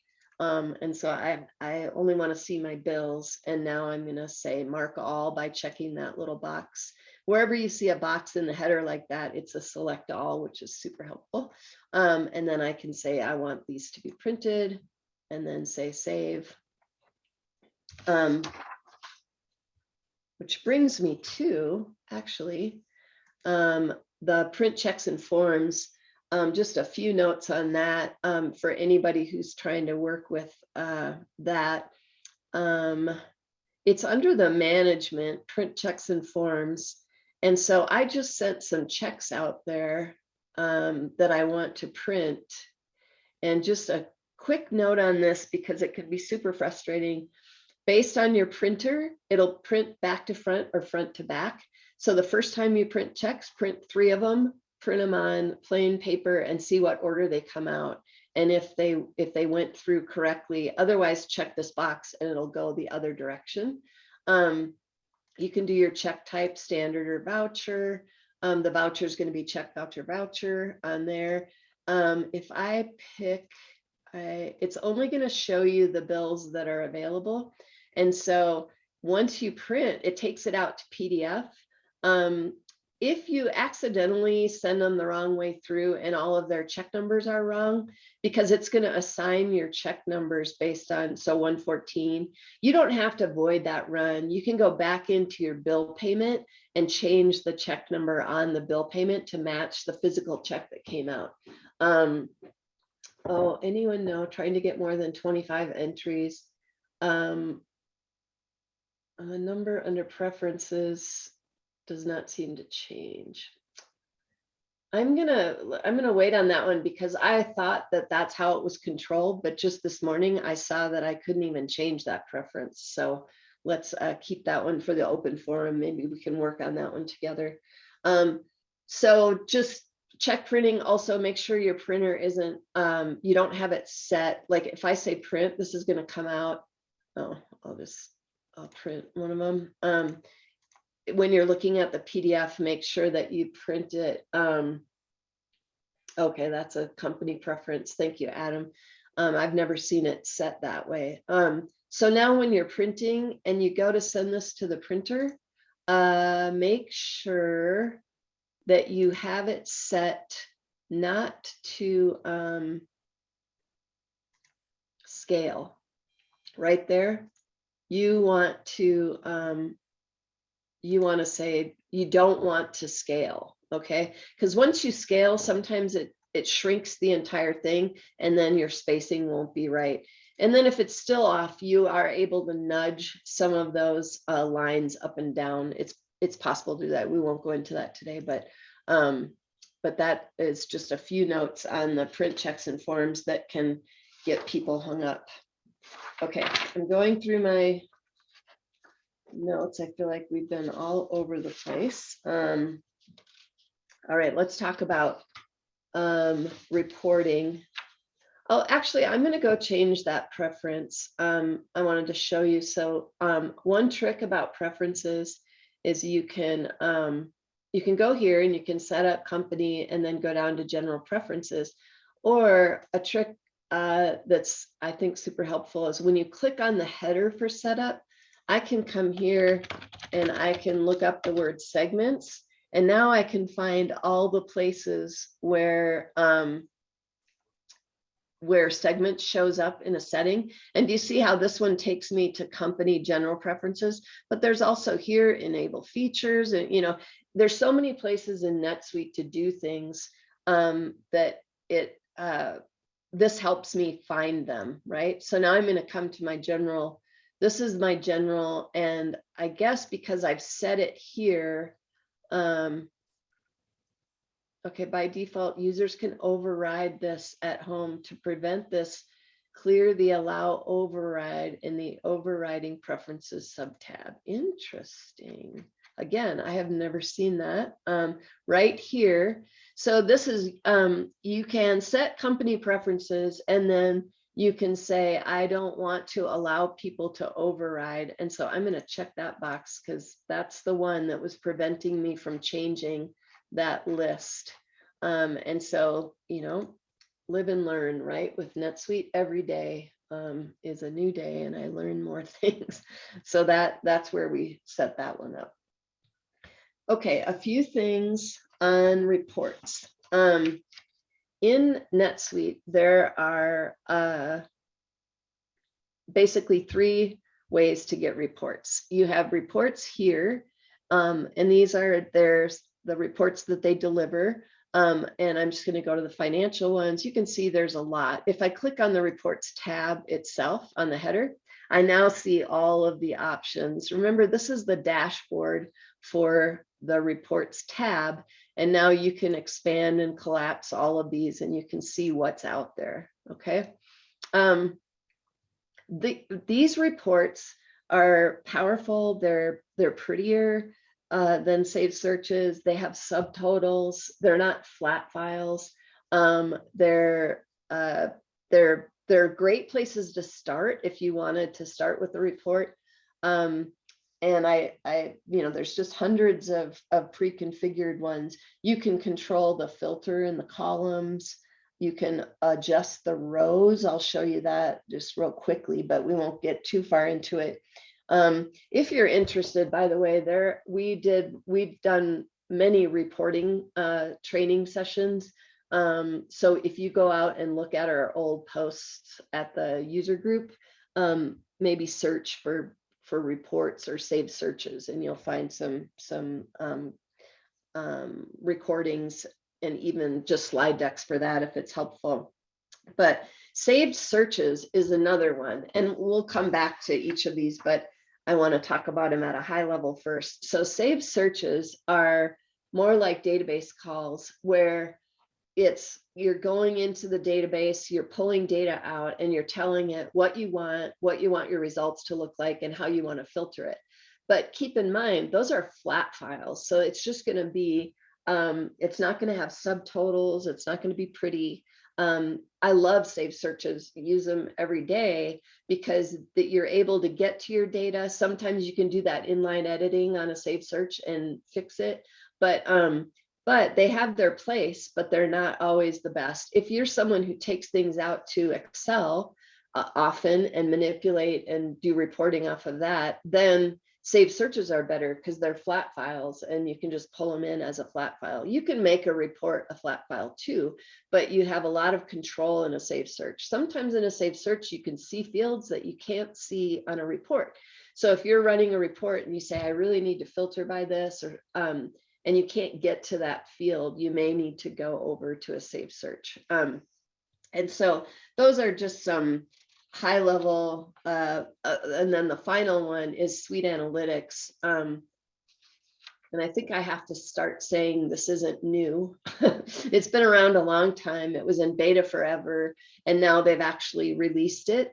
And it's fun to come out here now every once in a while, because you'll notice they're adding more and more templated workbooks for you and data sets that you can work with instead of creating your own. Now, when I look at this, since this is a test environment, I'm not positive. I think all the system ones are the ones that were delivered with NetSuite, where the ones that have a name, someone's actually gone in and created a data set.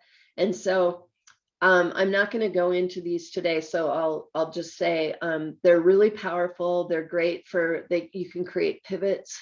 You can, so it's very much a reporting tool that combines reporting and saved searching, and you can do double joins. So I can actually reach through from a transaction through the customer record into the contract record, for example, where in a normal report, you can only do a single join with the, and even saved searches, you have limitations on that. But in the analytics, you can do a lot more because you can create data sets that have like a double jump, I call it. You know, you can move through these records and tie them together.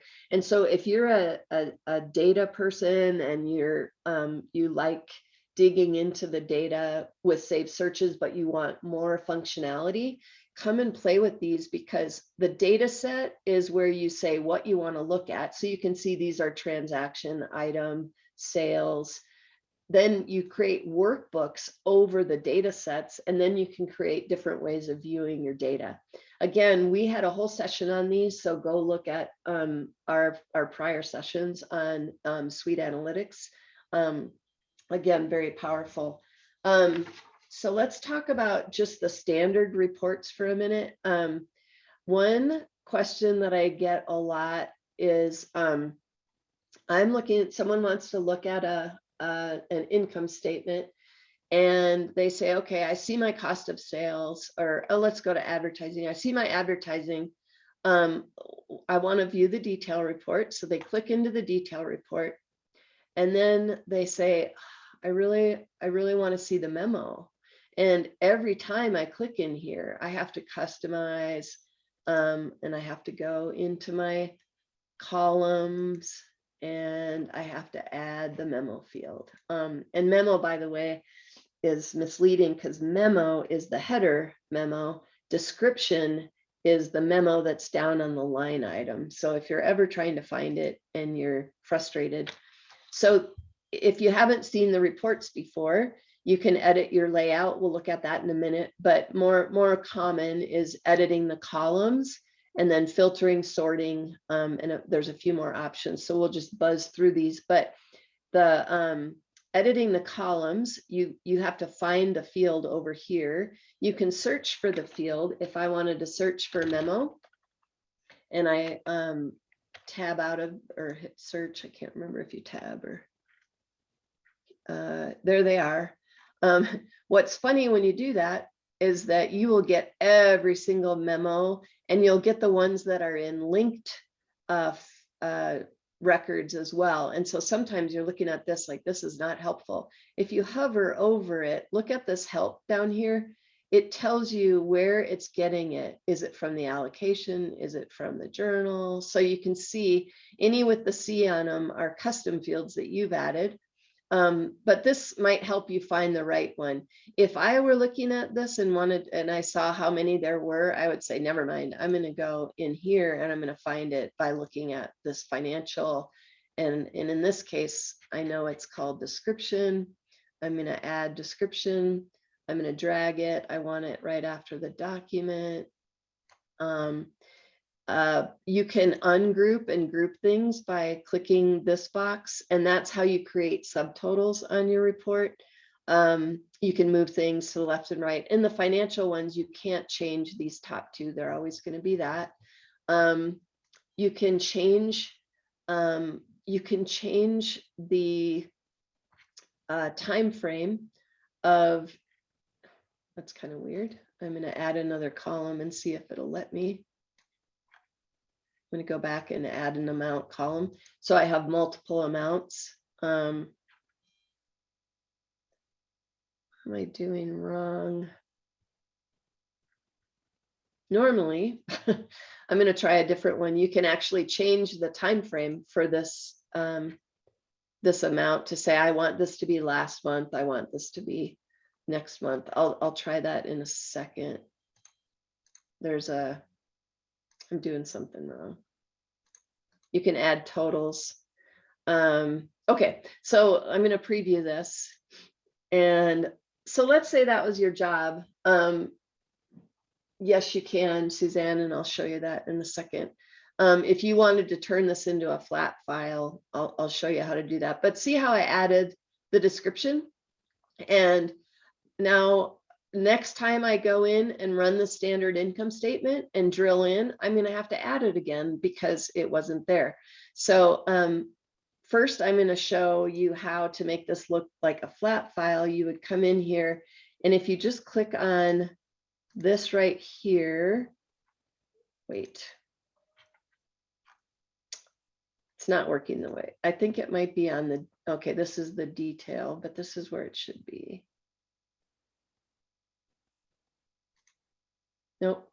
I'm getting weird results. I'll come back in. I'm going to do a different one. Let me try. I'm going to try a trial balance.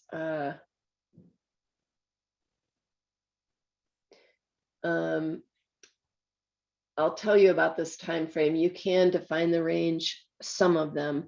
So I just did this for someone where we did a trial balance, and they wanted it to show month over month activity, because I don't know if you've noticed when you go into the balance sheet and say you want it month over month, you can only do it if you do it by subsidiary. And so we actually added the subsidiary as a layer here, and then we said, okay, show this to me month over month. So to do that,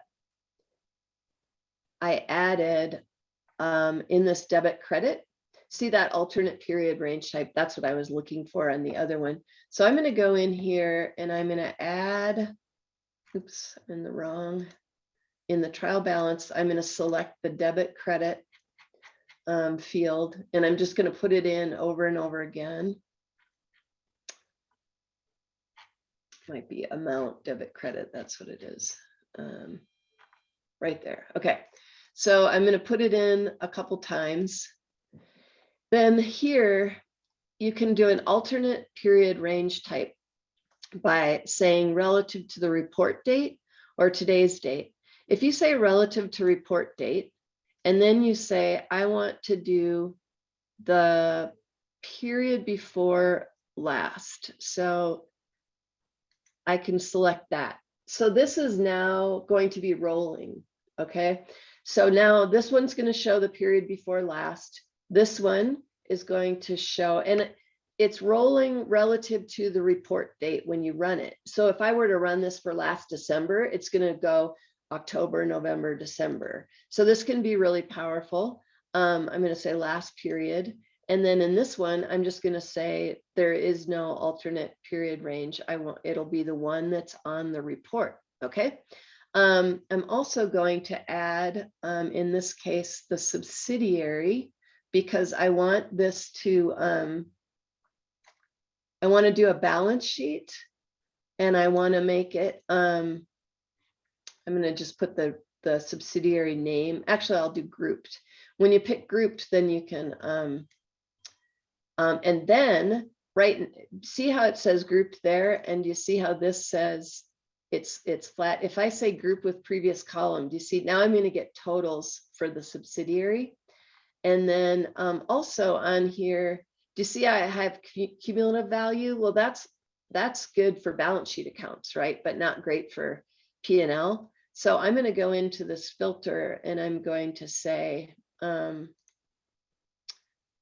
there's actually a yes, no. Is this a balance sheet account? Oh, I think it's under, where did it go? Might be down here.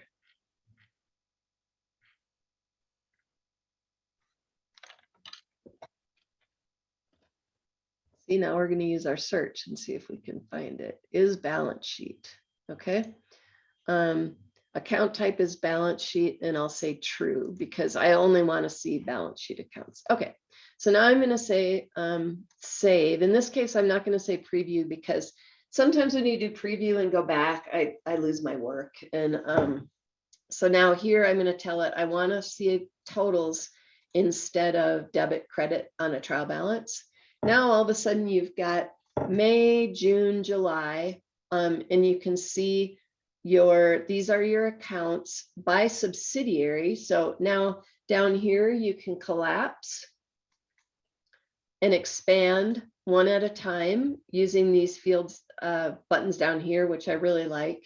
Let's say I only want to look at the US and see, oh, okay, month over month, look at my AR, how am I doing?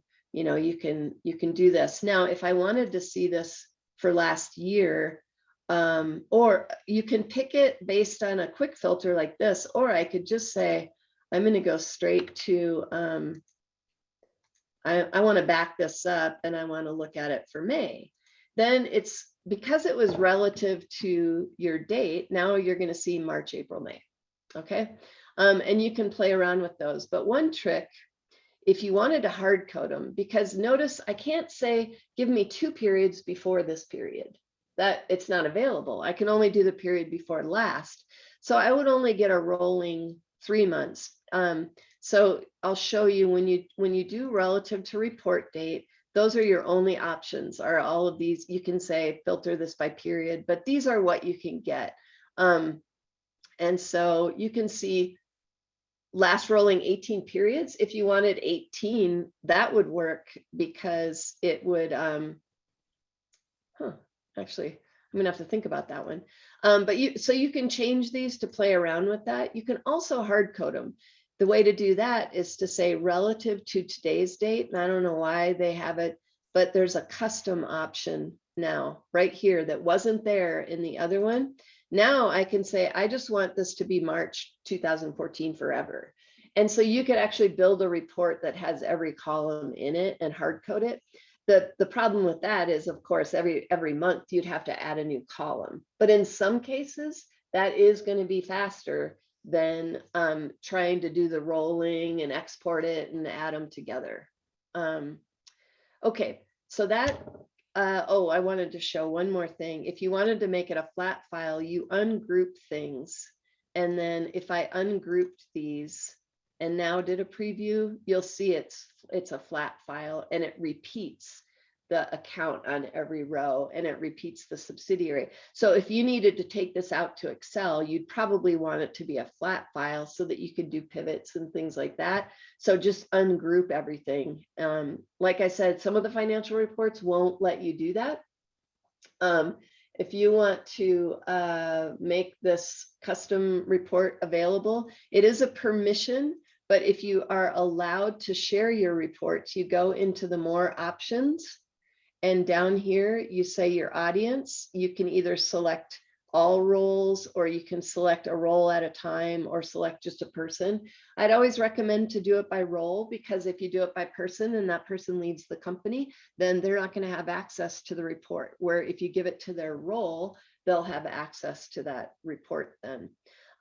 Just a note on that, this access actually allows you to give someone access to a report that they normally wouldn't be able to see. So if you have, let's say you have a board member, I don't know if that's a good example, you have an employee that they can't see some information, but you want to give them access to a report that has no drill down capability. You can then give them access, but notice it warns you, they're going to be able to see things. Please use caution. But sometimes this is very appropriate and you need to do it because you need them to see a report at a high level that has information they need, but their permissions won't let them get it. So you can do this with reports, but not save searches. So keep that in mind. Oh, okay. The one thing I started to show you at the very beginning of this, I'm going to go back to my dashboard because if you want that memo field that we were talking about to show up all the time, you can customize an income statement to go to a custom detail report. So to do that, I started with the detail report. Well, I'll show you this income statement that I'm going to run. It's just your standard income statement, but when you drill in now, it's going to a custom one, my DLC income statement detail, where I've added the description. And how I do that is on the summary report. If you customize the summary report, you can dictate what the drill down report is, which is, I tell you what, super helpful if you've ever had to recreate reports over and over again. So it's right here on the drill down report. You can direct it to a specific drill in. And by the way, you can also say what you want your expand level to be. So if you've got a report that, you know, how we expanded it and collapsed it, you can go ahead and say, I always want this to show at a 2. And then also, do you want cash basis and do you want to show zeros or activity only? And these can be, yep, tips and tricks in 5 minutes. I'm on it, Mike. And I will be showing that the checkout code in a second here.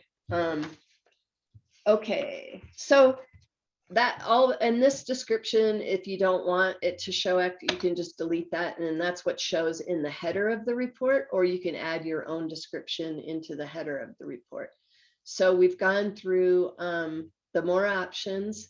Sorting is looks just like filtering, but you tell it what order. If you're on a financial report, it doesn't let you do anything with the sorting.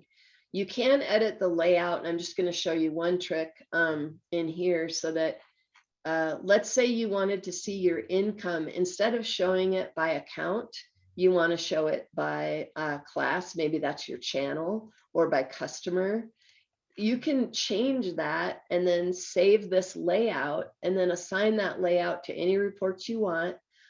You can move your rows around over here. And we've had a whole session on this one too, a couple years ago, because this is super tedious, but very powerful. If you have a board report that you need to show, like EBITDA, and then you need to have some special things below that, and every month you take it out to Excel and you recreate it, you don't have to do that. You could do it here and actually have a report that they could click on from their dashboard. So now you can see that I changed my income all down then to show by customer instead of by account, which might be more interesting to someone looking at the report. They don't really care what income account it went to. Someone asked how to show how to delete a custom report. So if I go to my reports and I just look at all saved reports, it might be a permission issue, but for me, I can delete the ones that I own because I've got owner mine and I can delete them. I don't believe you'll be able to delete someone else's or public ones like that, but you can, this is where you can see delete on them. Hopefully that helps. Yeah, it is nice to get rid of them because when you're in a report, you can tell it that you want to see it in this saved reports menu, and that menu can get very cluttered. My income statement shows the name field on the detailed view for invoices, customer name, but for journal entries, the name field is blank. Do I need to add a different name field in the customization area? Yeah, probably entity. If you're on a journal, it might be name, but it might also be entity, because on a journal that can be an employee, vendor, you know, it can be a lot of different names. And so maybe try entity, and it might be in the attached record. Okay, I am officially out of time. We're going to do tips and tricks. But then we will have an open forum session where we'll try to hit some of these questions that we didn't have time for. And also, and that's meant for everybody to pitch in answers, not just the board members on the call. So I will, oh, I need to do my CPE checkout slide. I'll move that over right now. There you go. There's your checkout code. Now I'm hungry. So we'll keep that up there for a minute. And then Corey, I believe, is going to do the tips and tricks. Yeah. Thank you, Dana. Really, really some great shit.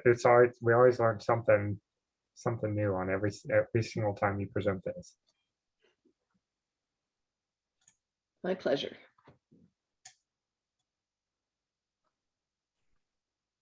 All right, I think Corey, you are up next. I am. Can you hear me okay? Yep. All right. Actually, you sound great. Thanks, Mike. Yeah, your voice is very clear. All right, good. Okay, I'm going to share my screen and you should be seeing a slide. Can you confirm you can see that? Yes. Okay, so my tip and trick today is solving a challenge that I've encountered over the years as a NetSuite administrator and consultant. And it's how to find the saved search that is sending emails on a regular basis.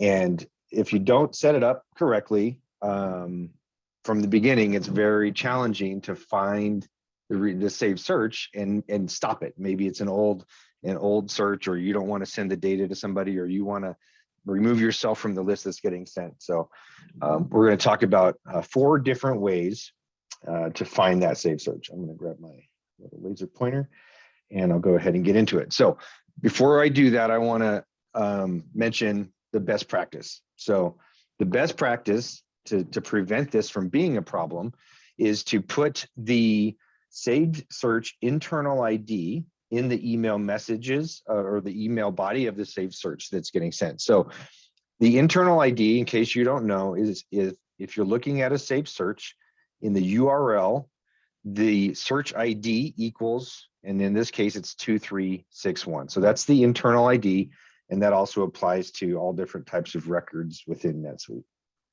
So we're going to take that 2361, and when we are scheduling a saved search to send an email, this is my formatting. You can use whatever you want, but I just always do this. I put SS ID dash and then the internal ID of that saved search. So saved search ID. That way, whenever those emails come out, that'll be in the email, but to most people, it doesn't mean anything. But if you're an administrator or somebody that wants to stop the emails or change it, you can always find that saved search easily because you know the internal ID of it. So this is the email body on the saved search email section.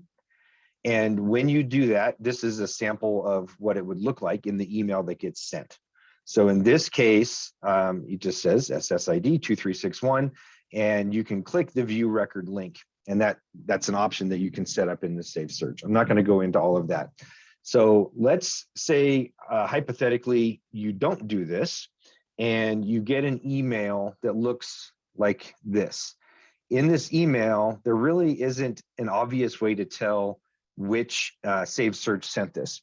So our first option is that the saved search title becomes the email subject by default. And that's only true if you don't put a subject in the customized message section of the saved search.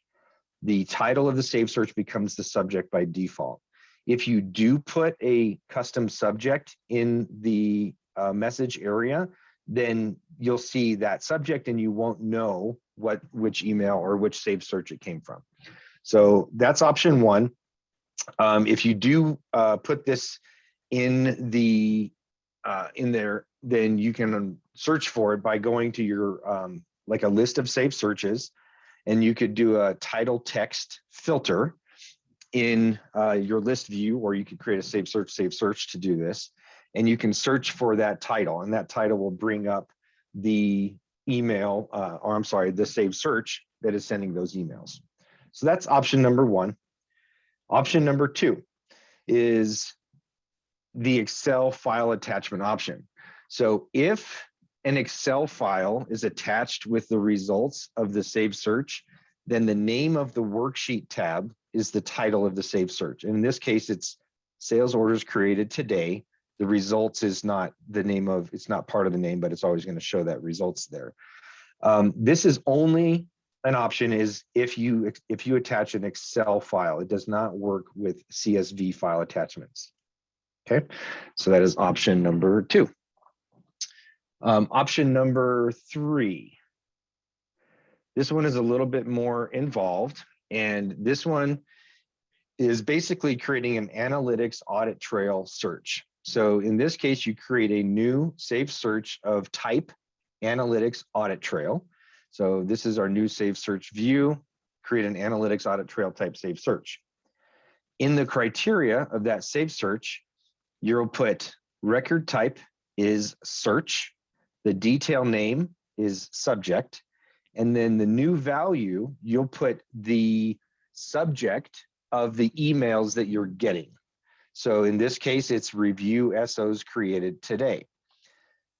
If the subject of the email contains search result field that are record specific, such as like a transaction number, then don't put that value in the new value criteria. You would only want to put the non-record specific information.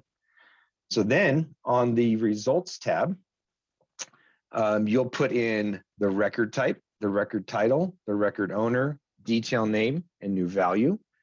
And then on the, when you run the save search, then you get these results. So the record title is going to be the name of the saved search. So then you can take that name, go to your global search and search for that saved search, or you can go to a list of saved searches and search for it that way. If it's not a public saved search, then you'll need to basically view it. You have to find it as an administrator role, and you can choose private searches, yes, and then it'll show you all the private searches in the view. So that's the analytics audit trail method. And then the fourth option, which is my preference, my personal favorite, just because it's kind of nerdy way to get it, is the email header info. So when you get the email, and these instructions are based on Outlook. I think you can also look at the internet headers if you're like in Gmail or other email clients. I'm not sure how to do that, but this is in Outlook, which I think is probably the most common way. So you open the email in its own window, kind of pop it out, and then you go to File, Properties, and Internet Headers. And that will bring up this little window right here. And then this internet headers section down here is what we're looking for. So then what I do is I put my cursor in this window and I select all. You can hit Control A and then Control C to select all. And then I paste it into a Word editing document such as WordPad or Notepad or a text editor. And then once it's in there, you search for the text search equals. And when you find that, you'll see that the search equals 2361. That is the internal ID of the saved search that sent this email. So again, that's my favorite way of doing it. It's pretty much a surefire. It's probably the fastest way to do it. I have had an example where this didn't work before, and it was, I think, when somebody forwarded me a message that they were trying to figure out where it was coming from. You pretty much have to get that email directly yourself, unless you can guide somebody to get the internet header information for you. So that's it for my tip and trick today. I do also, real quick, I want to give credit to where I found this information. I did not come up with this all by myself. There's a couple different posts on NetSuite Insights by Chloe Windall, and then a post on J-Curve Solutions. So those are the links to the original posts that I found that information for. And that's all that I have for my tip and trick. So Hey, thank Corey, Yeah. I messed up earlier and said that you were gonna do it on that Suite Advanced or whatever that we Well- talked about. So my mistake. So can you tell people, are we talking about that at another meeting or? No, I was actually going to just talk about it really quick right now. Oh, okay, great. and Sorry, it's- I was mixed up. Thanks. Yeah, and it's just kind of like a kickoff into our open forum. So I'll go ahead and do that real quick. Let me go ahead and switch my screen share here.